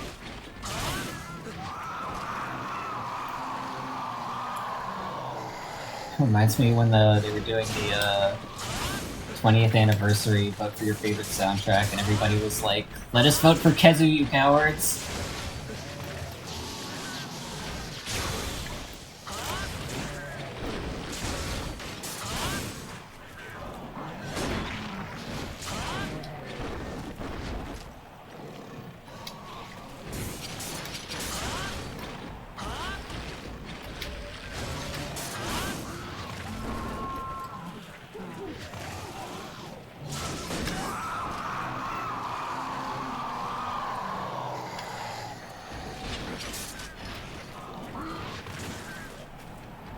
Uh-oh.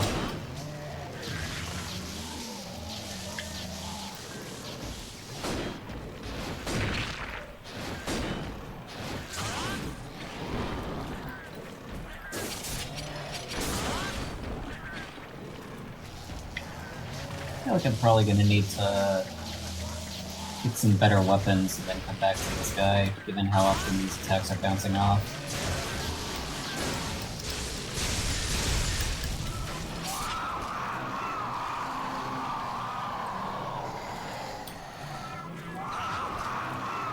I really like Malfestio.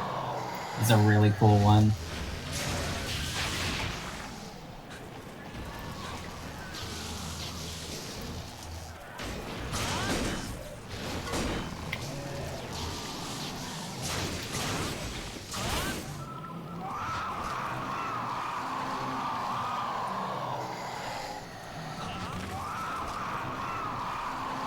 Oh yeah, he's got such unique armor. I really like the charge blade design too. Uh-oh.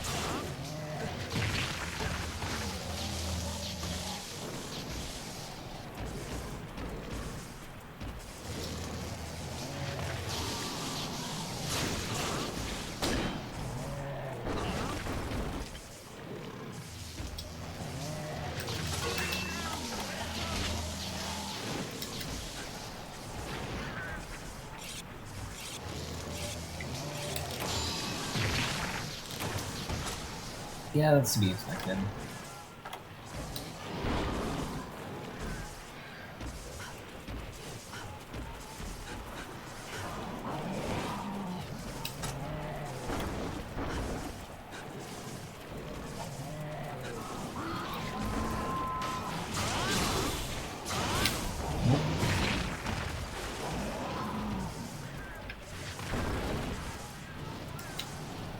I'm definitely gonna need paintball for this guy. I just remembered some of my earlier experiences hunting him.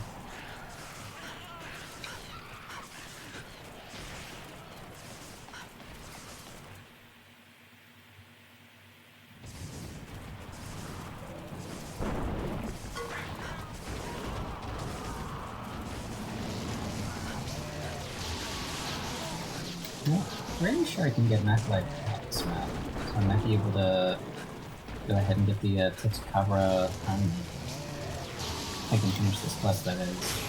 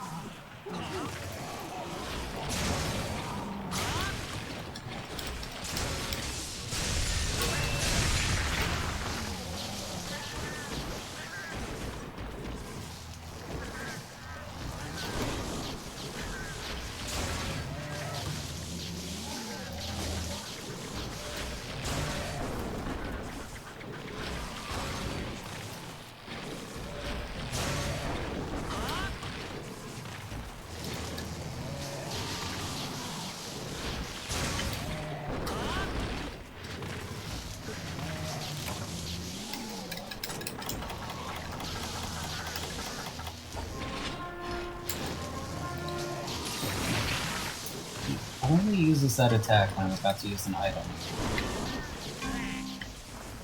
Whoa!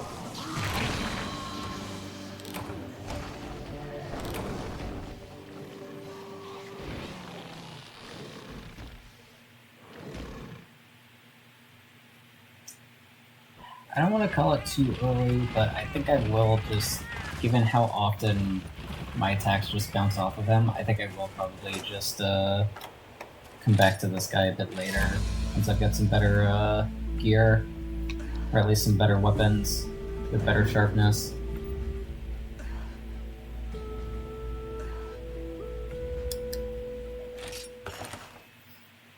I'll look into what weapons I can actually make at the moment.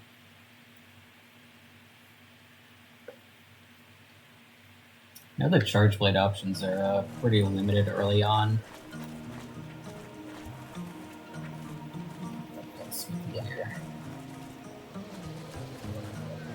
Yeah.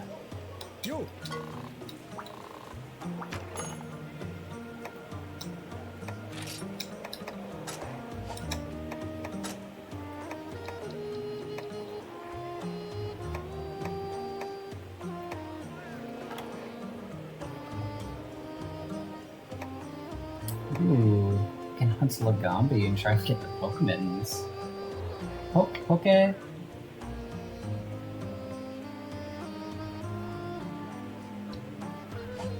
Oh, there's a Cocoon. Oh, I forgot.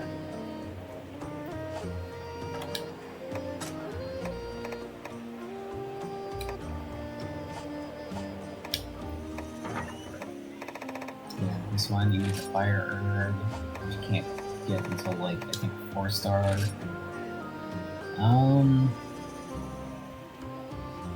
You know, I could probably upgrade this one. This one would probably be good against Kazoo.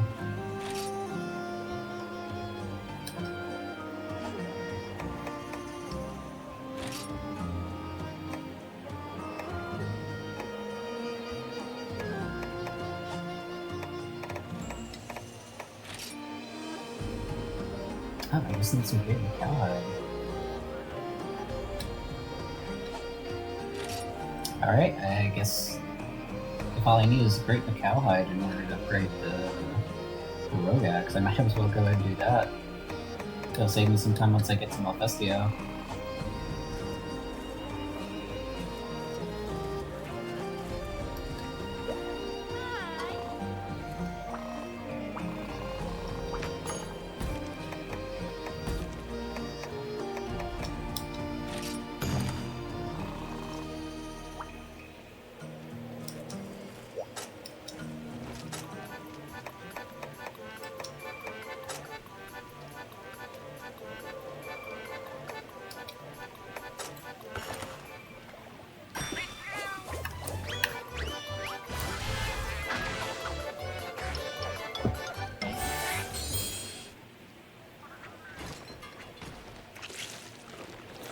Just realized that I haven't been giving my Palico any armor. I should probably fix that.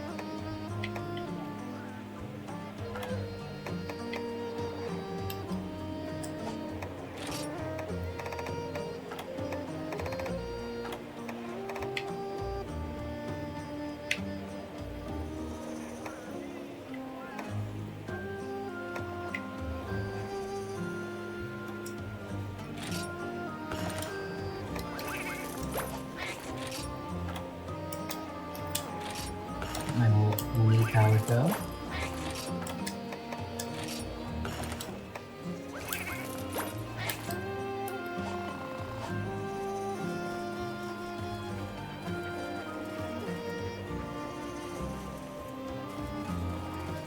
I'm not too concerned about a Great Macau, honestly.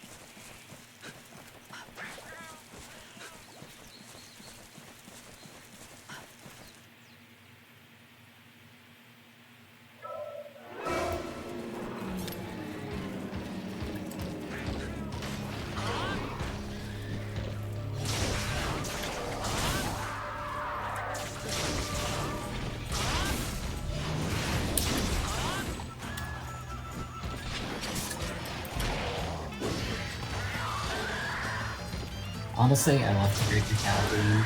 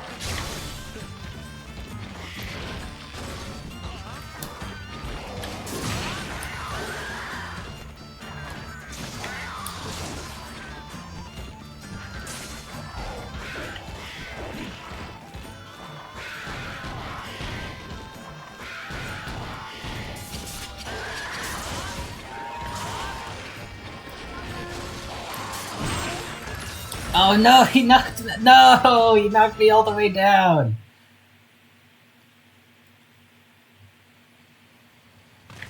That's really funny, actually.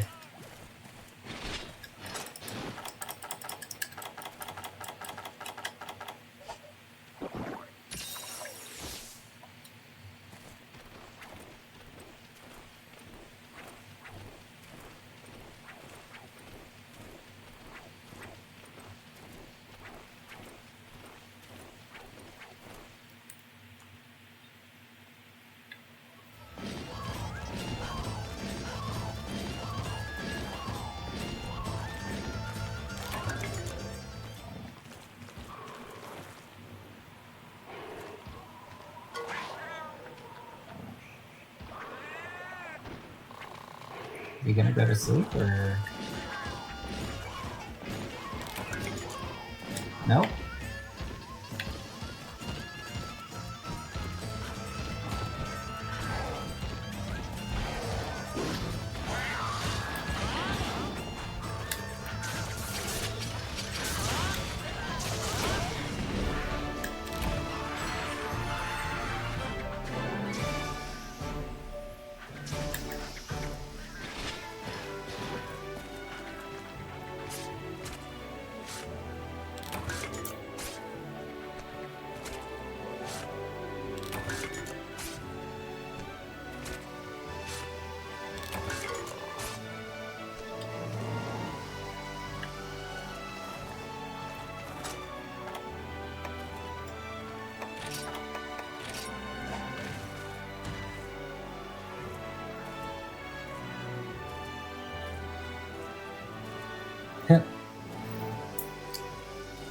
Technically, I ended the Kazoo quest, but then went into a Great Macau quest, so we didn't start at the same time.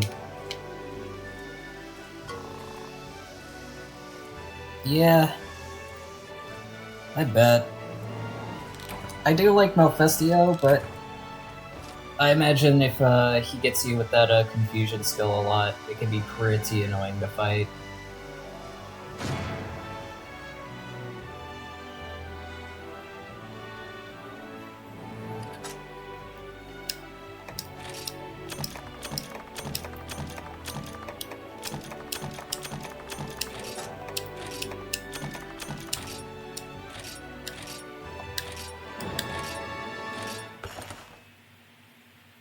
Yeah.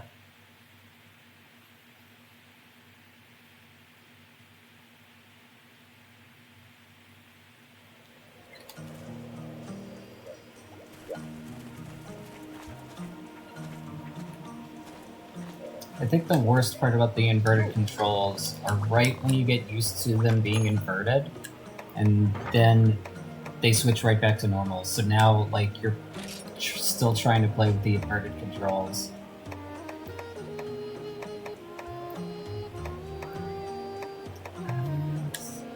No. There it is.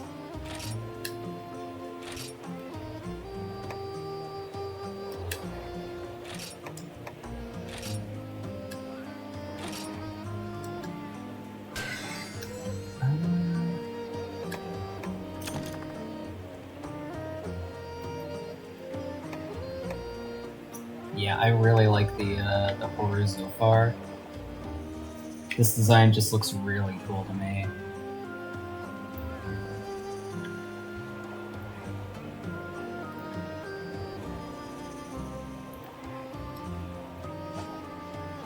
Let's see.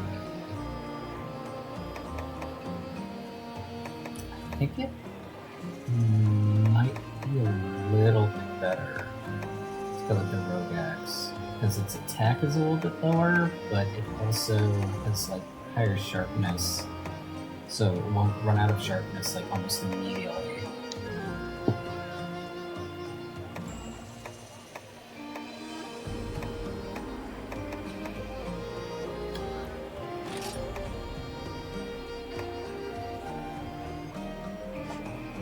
I think it's...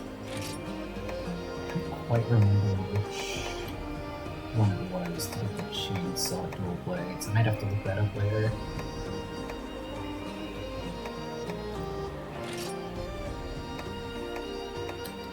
Might have been the bone sights.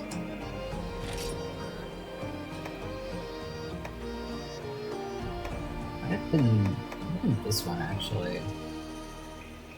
Not sure.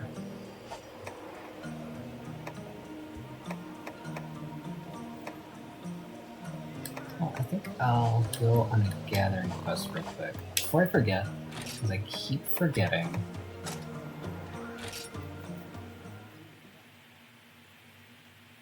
Gotta check out the chef, because I think I did unlock some more ingredients. Yeah.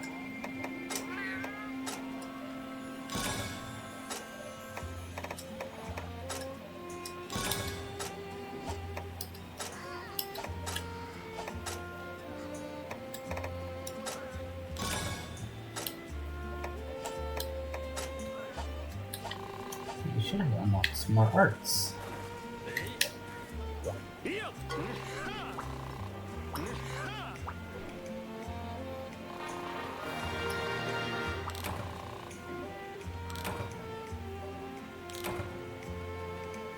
There's a lot of arts. I'm not even sure how many of those I can actually use. Energy Blade. This one isn't that good, but I really like it for the cool factor, honestly. And it has come in handy every now and again. I have, like, actually beaten some monsters with it. Landed the final blow with it.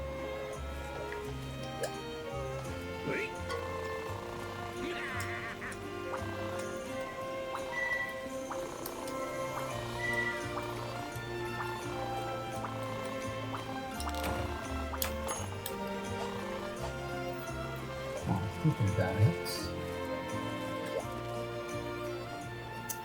It's fun.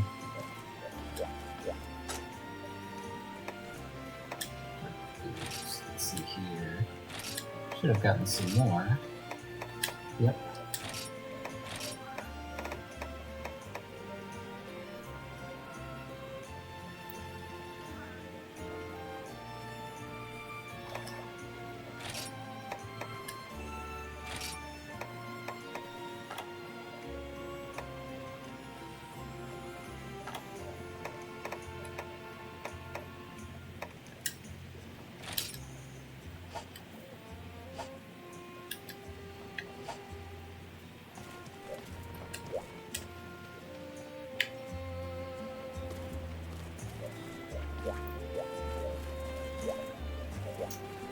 Now, I think I want to go ahead and do an expedition. Let's see, try and get some Maclight ore.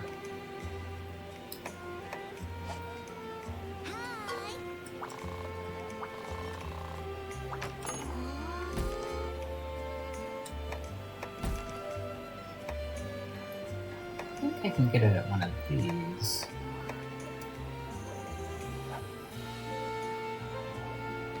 Oh yeah.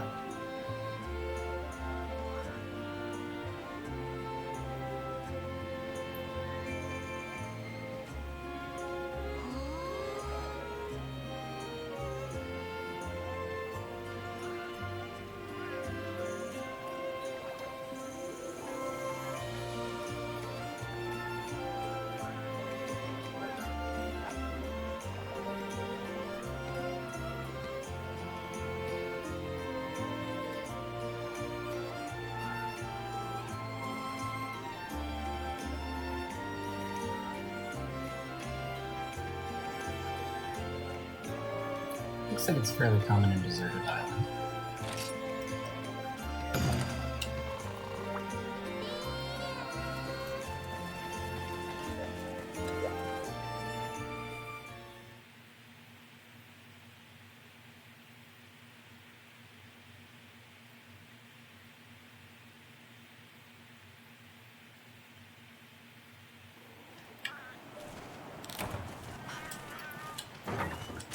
I couldn't decide if I wanted to play Generations or Try this week, so I just went with both.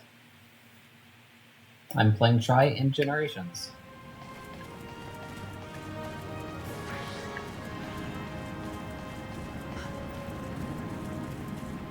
But it seriously was, on a serious note, it was nice to, after actually getting to play Try for a little bit, coming back to this game and getting to this map, and like having them actually like play the old Try music.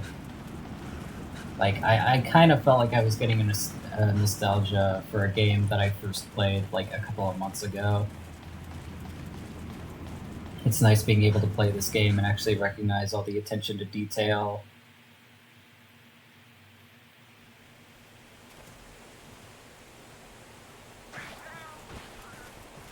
Yeah.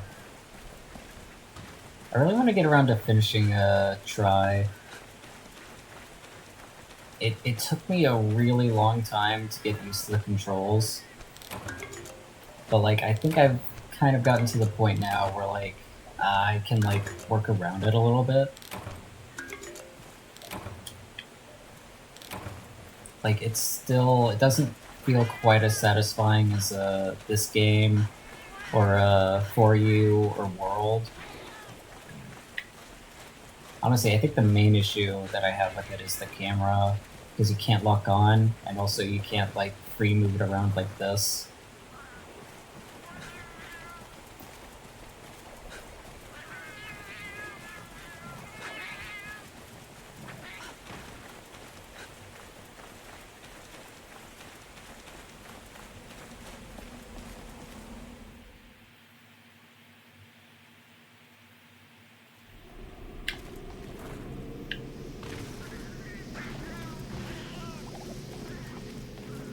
Oh yeah. Especially for monsters that move around a lot.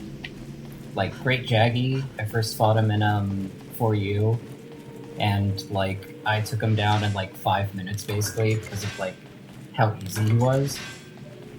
And then he actually gave me a little bit of trouble in Try because like the controls were so different. Like he would basically jump to the other side of the screen, and like I would have to like manually move the camera all the way back to like face him and turn around instead of just like press a button and it would just like automatically focus on him.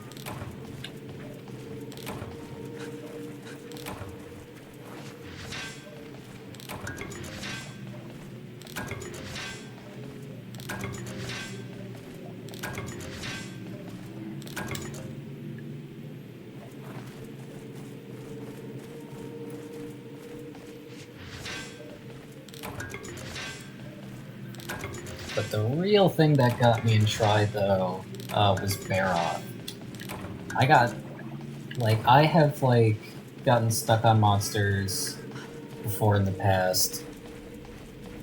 But, like, Baroth was the first time that I could really say that I hit a wall in a Monster Hunter game.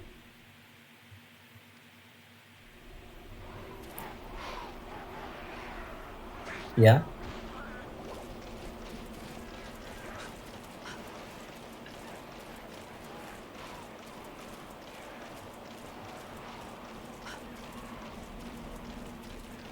Oh, I did not know about that.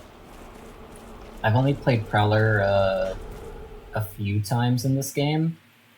And it seems really fun, but like it's just kind of been a thing where I've been trying to like focus on like the main game, so I haven't really explored it that much.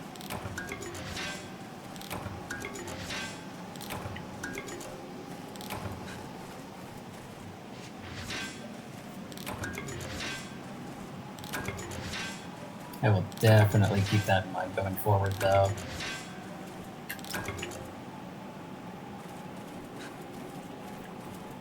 I think I was trying to get the Nargacuga armor set on my main playthrough, and it needed like some items that could only be found in the volcano landscape, and I hadn't unlocked I'd unlocked a few quests that took place on that map, but like I hadn't unlocked an actual like expedition quest for it. So I would just like go on like those quests and like spend some time just like trying to like get the stuff that I needed. And like I would inevitably just like never get enough of it. That would have been so much better if I had been in Prowler mode, I think, because I wouldn't have kept running out of bug nets and pickaxes.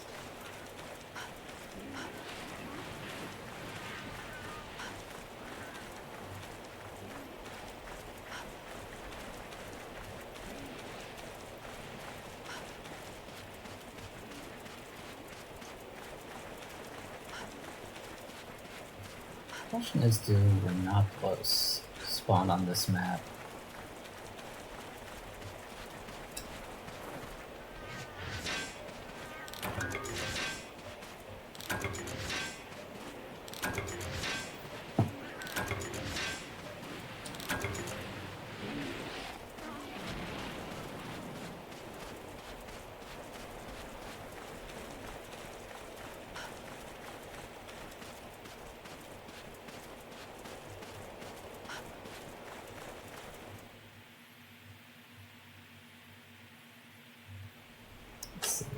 Probably have enough, I'll like try and get a little bit more, but I don't think I really need it that much.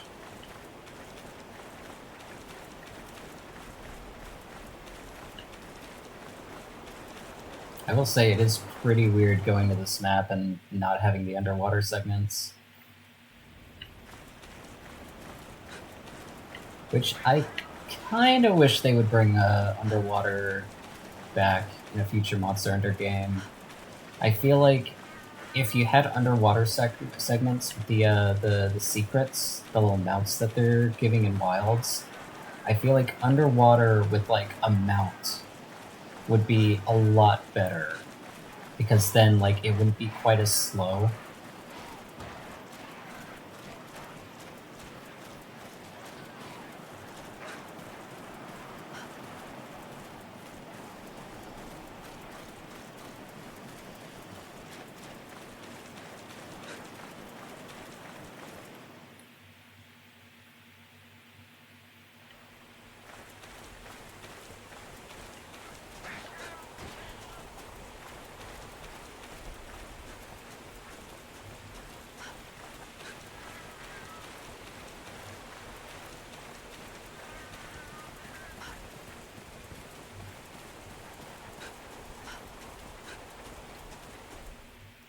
I liked the variety it gave the maps.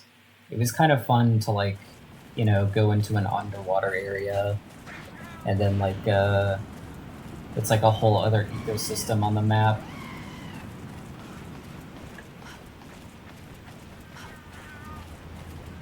I've always been like kind of interested in like the ocean and aquatic wildlife, so seeing that in like a Monster Hunter setting, I thought was really cool.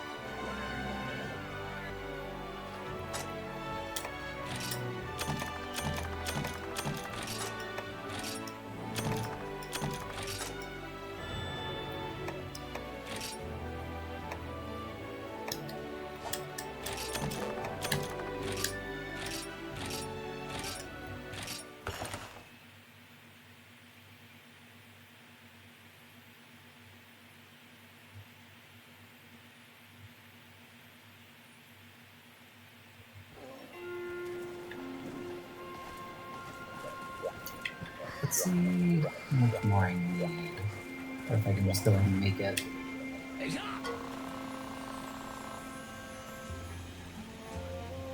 Oh yeah, I think that was one of the things that I was looking for, was Dragonite ore.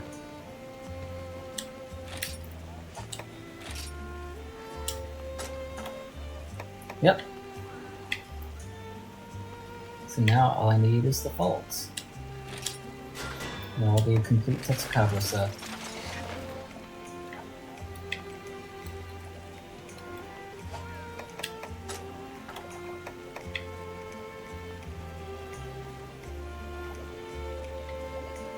This armor set is pretty cool.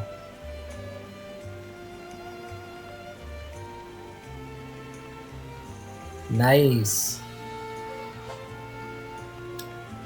It's always so satisfying when you can finally get the item that you've been like spending hours looking for.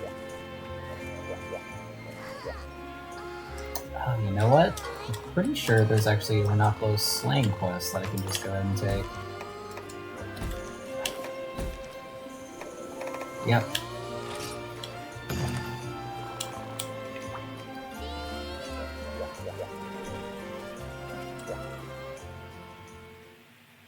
Oh, a rust shard. I don't think I've ever heard of that one.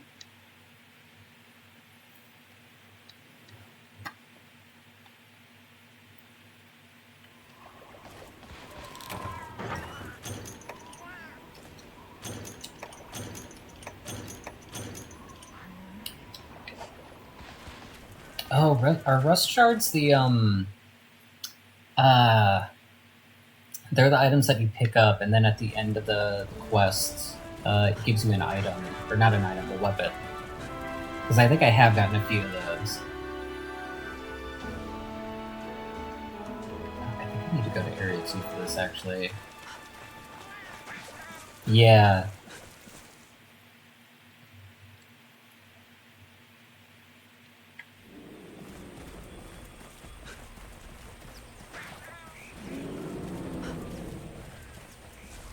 Oh, really? I'll have to double check the ones that I got then.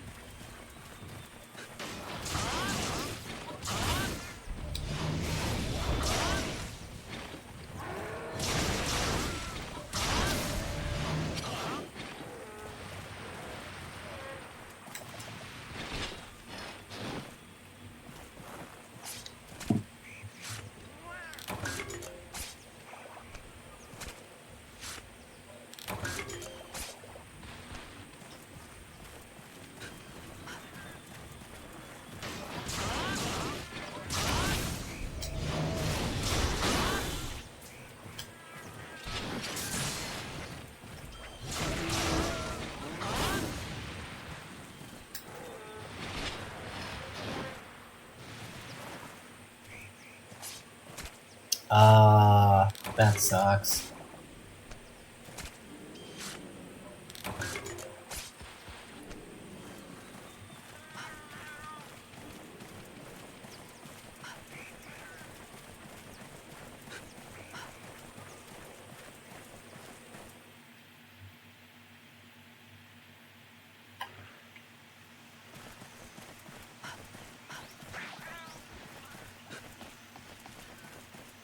Man, we've already been going for 2.5 hours.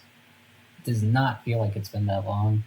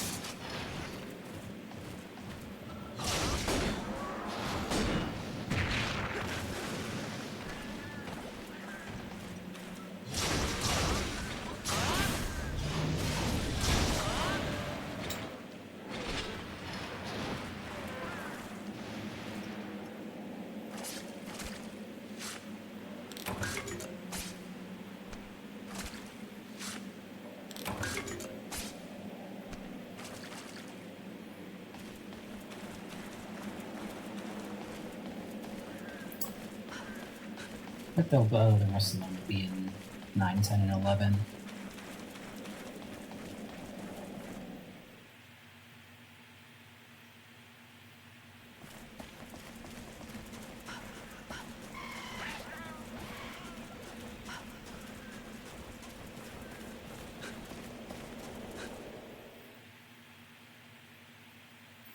It's gonna be really annoying when I don't get any scalps from this.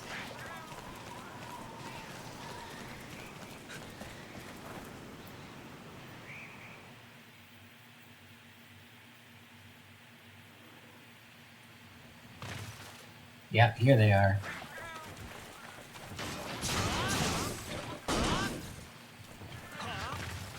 Yeah, Nargacuga's a pretty cool one.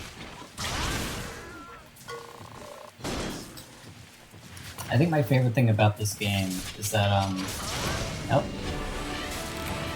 my favorite thing about this game is, like, all the variety of monsters that you can, fight in it. So, like, I'm still very much, like, a new Monster Hunter fan. I haven't fought a whole lot of the, older monsters. So, like, this game gives me a pretty good opportunity to, like, fight a lot of the ones sort of the way that they, not exactly as they originally were, but like sort of, because World is very different in terms of how it controls compared to like the older gen Monster Hunter games. So it honestly is really exciting whenever you like unlock something like Nargacuga or like Iacris, who are like these massively popular monsters that like I hear a ton about, I see a lot of praise for, and it's like I get to like fight it for myself and finally see what the hype is all about.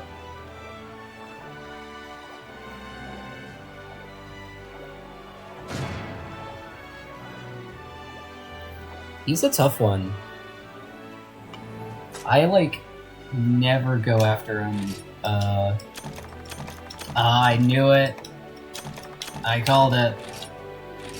I never go after him with Charge Blade. I only ever go after him with Dual Blades, just because he's like so fast, and I haven't quite mastered the guard point on this yet.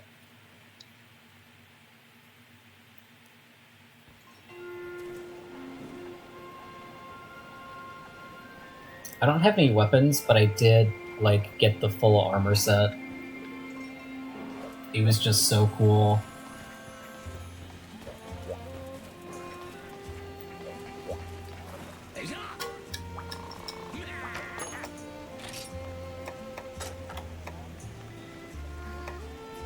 Yeah, no scalps.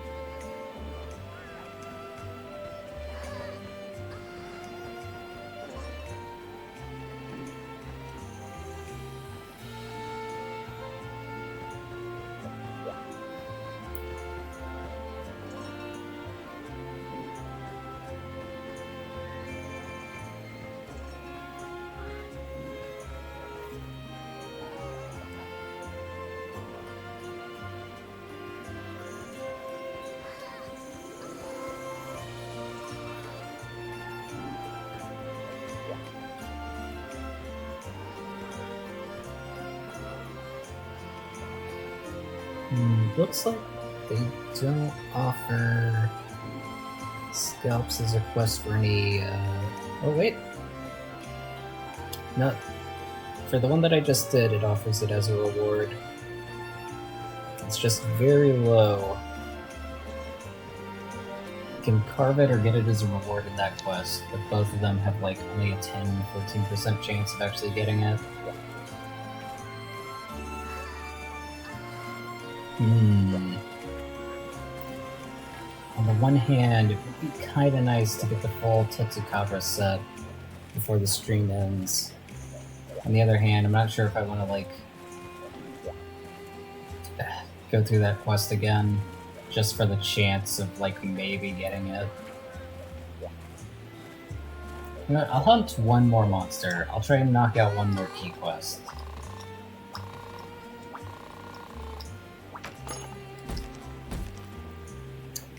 Look him up real quick.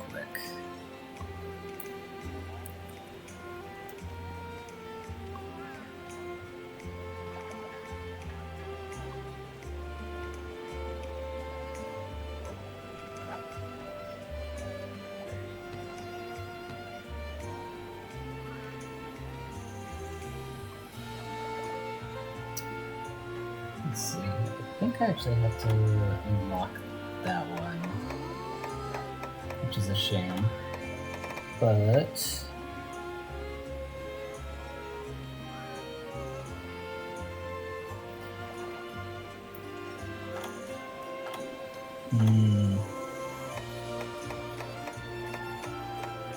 don't really know how close to those.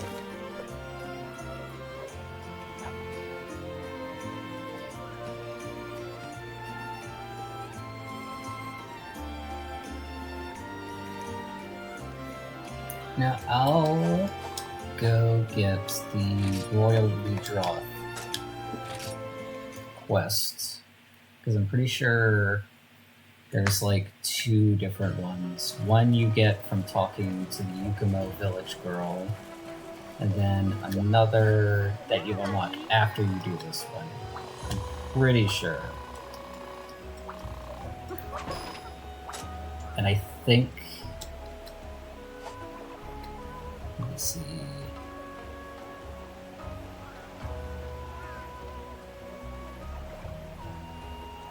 yeah.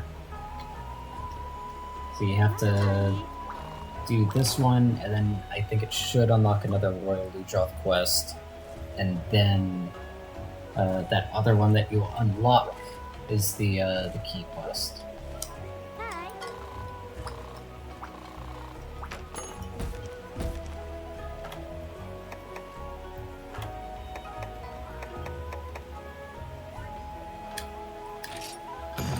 But I'll still try and get Royal Ludroth. I feel like that could be a fun one.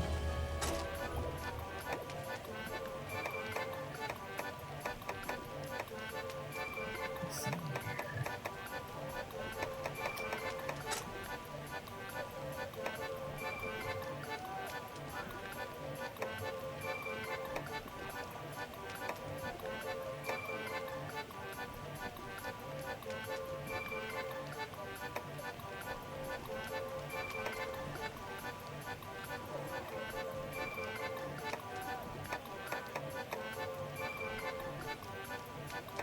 I'll get this one.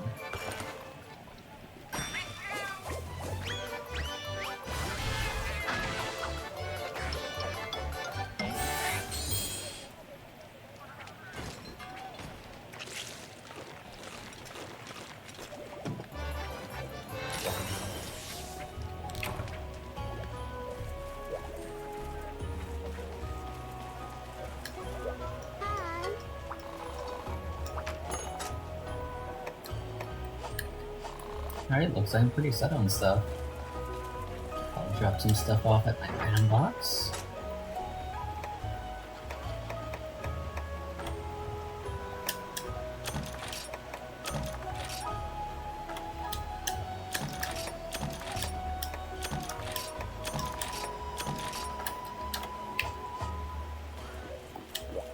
Alright, let's go hunt a sponge lizard.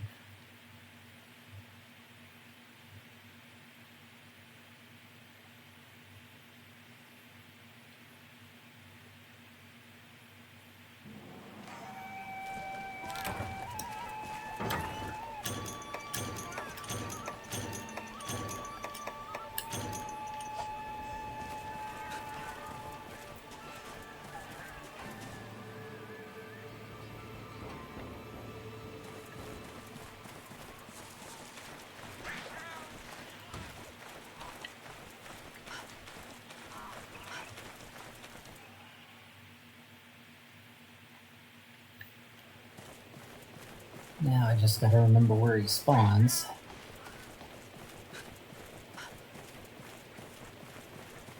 That is definitely one thing I can appreciate about Worlds, is the whole monster tracking mechanic. Not just because of how big and honestly kind of complicated the maps are, but also because it saves a lot of time in the beginning by just kind of like either giving you a way to track down the monster or just letting you know where it is already if you've already fought it a bunch. If you've already tracked it down a ton of times. Definitely saves a lot of time.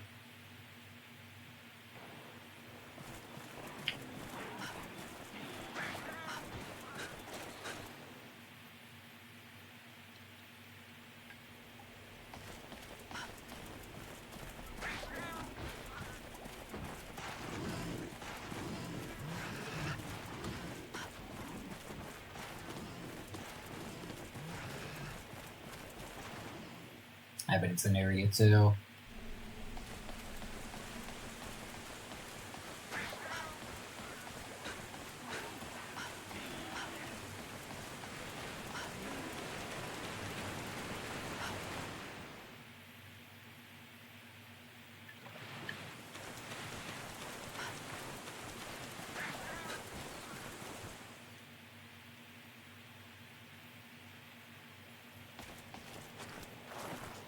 Nope. Looks like he is in the very last area that I thought to check. Unless I skipped 7. Which I might have.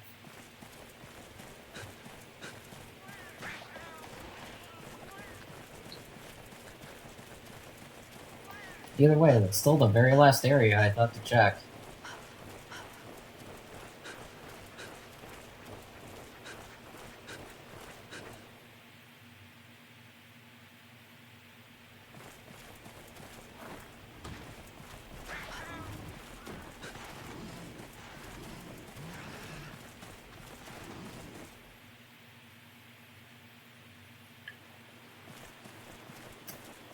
Nope. Alright, I have no idea where the heck this thing is.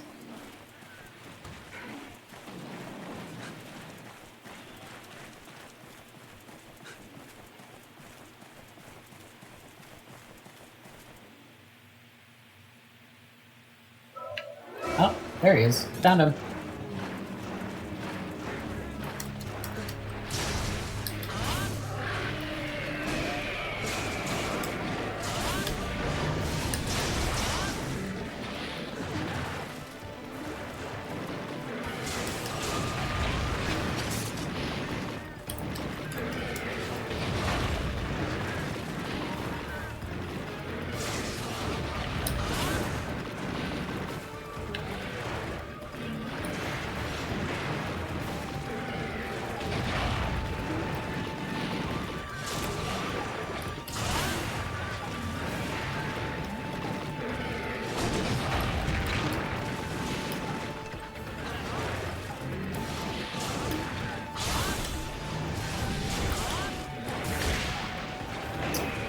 Accidental guard point there.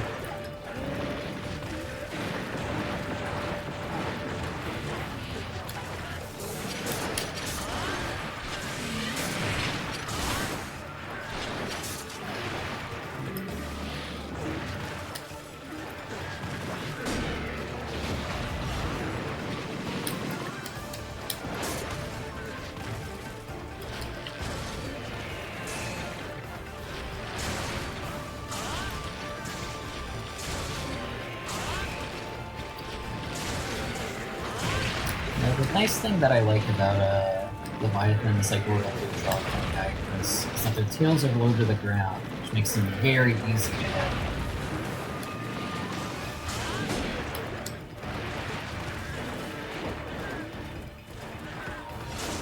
Nice.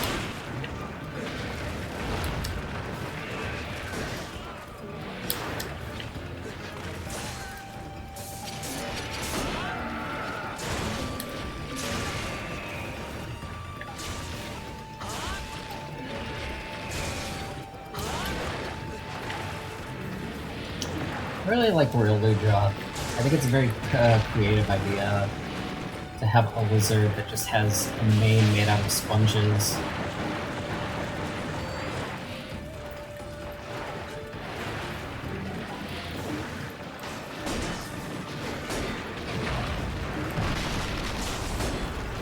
Like, it's not the craziest concept that Monster Hunter is, like, proposed, but, like, it is still kind of fun and creative.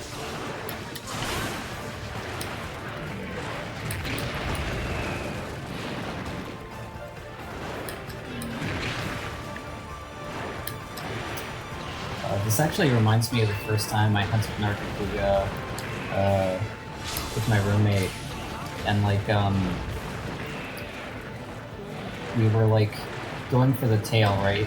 We were trying to sever the tail, and I ended up, you know, breaking the tail, and that was, like, my first experience with, like, having to break the tail before you can sever it. And so eventually I just, like, kept hard focusing on it, because I was like, I gotta, like, get rid of that tail. Because I'm thinking, if I can get rid of the tail, he's got so many tail-oriented attacks, I bet that's gonna be, like, a huge nerf to him. And, like, it'll be a lot easier to fight this guy without him swinging his tail around. And so eventually I finally do sever the tail. And so, like, imagine my disappointment when this tiny little sliver off of the tip of his tail just comes off that, like, I could barely even see. And I was like, that's it?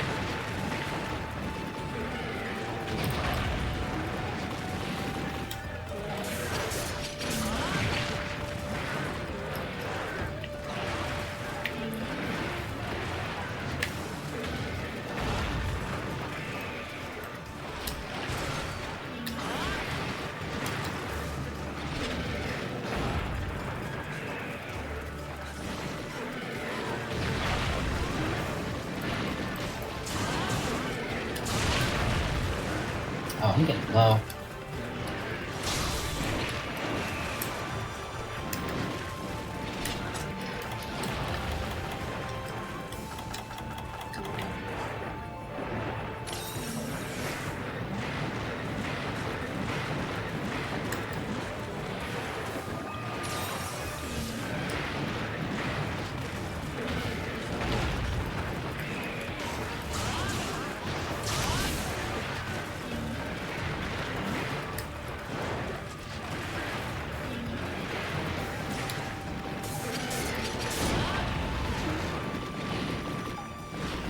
There we go. Like, I would have at least been happy if it was, like, that much proportionally, but it's, like, this tiny little sliver off the tip. I was like, I put in all that work for that? You can barely even tell I severed the tail.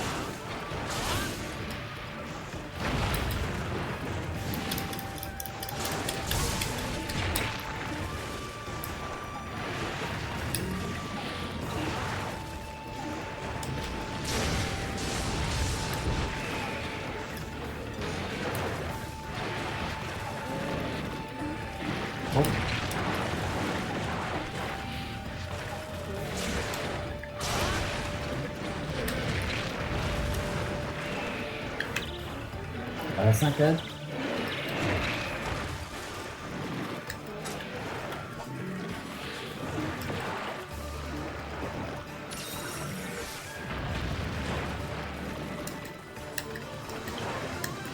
Oh.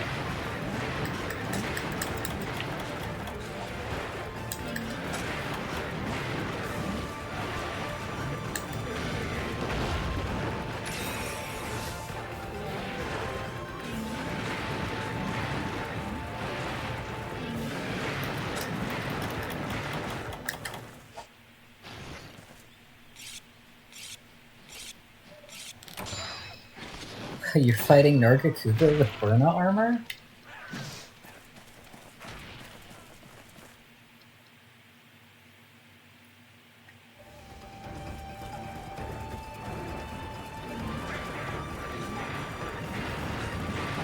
I don't think I would have the guts to take on Nargacuga with the base armor set.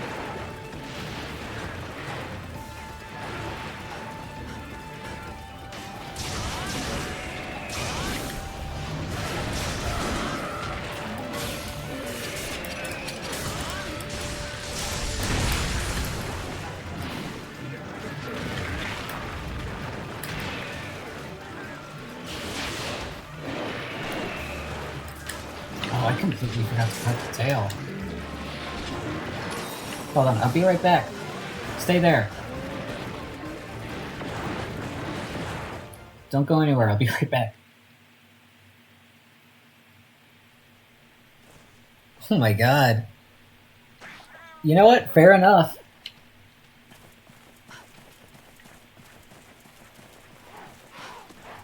With that in mind, though, using the petrified blades,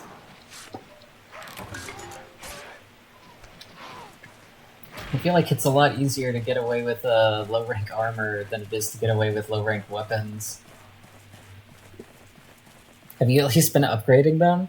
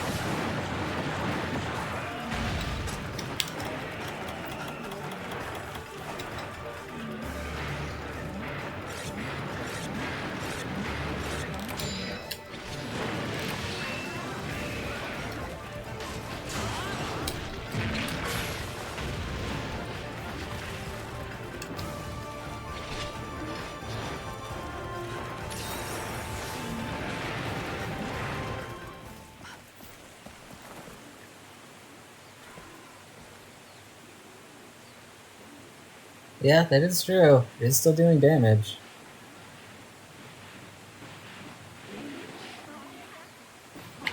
Honestly, I wish you luck in trying to beat a low rank with Burnout.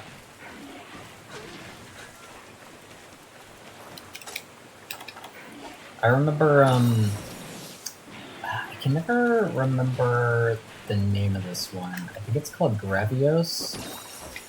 I think Basarios is like sort of a counterpart to it.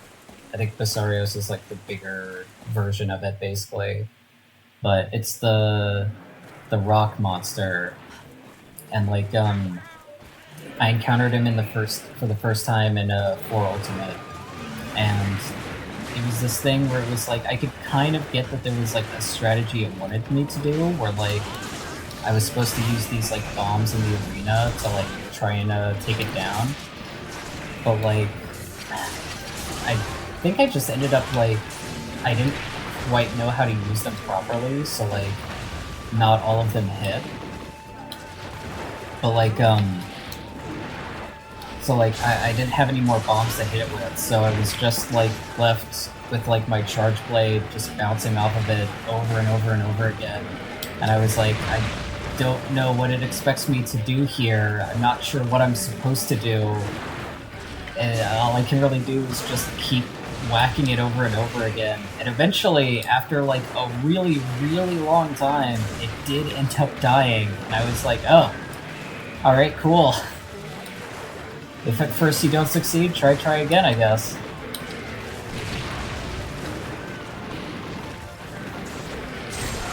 Oh, got the sponge.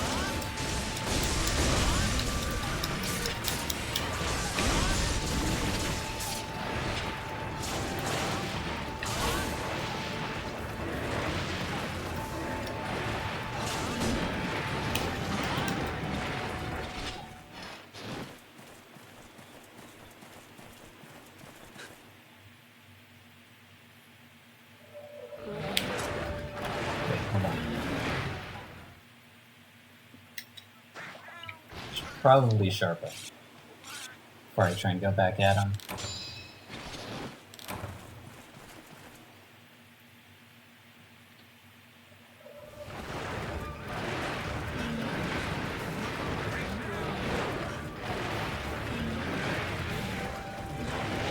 Ah, thought I was far enough away. And I didn't have my charge blade out, so I couldn't card.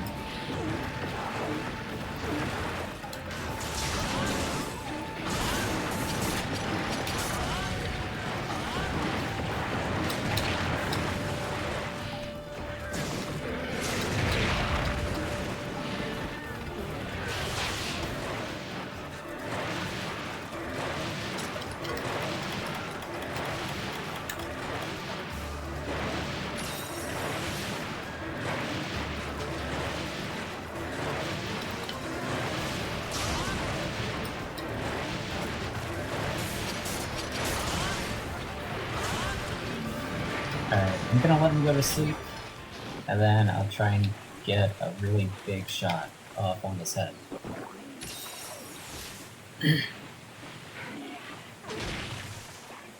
Hey, stop that.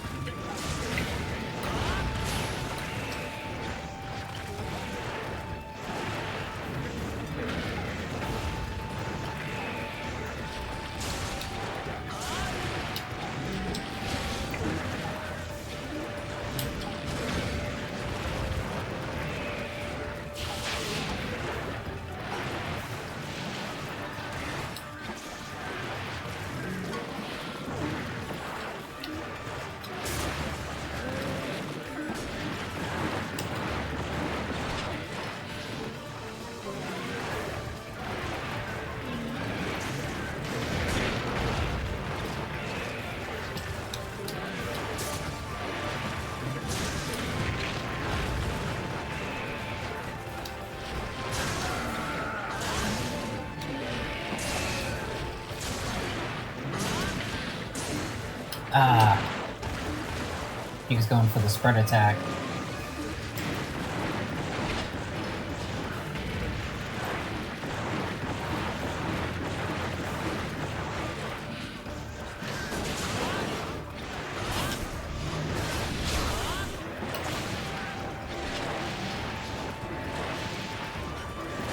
Oh, nice! Not getting away that easily.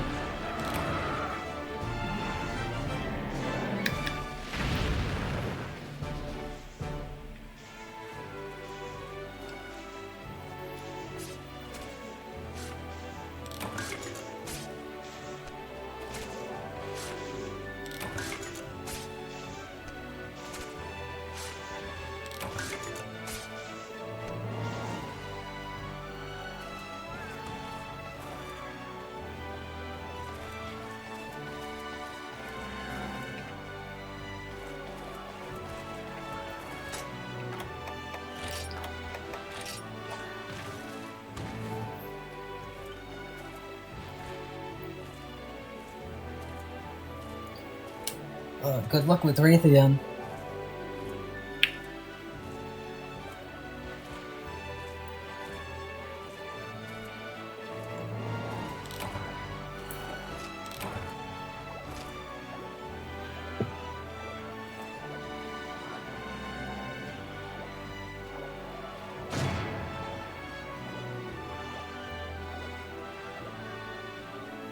Helpless bombs at sleep.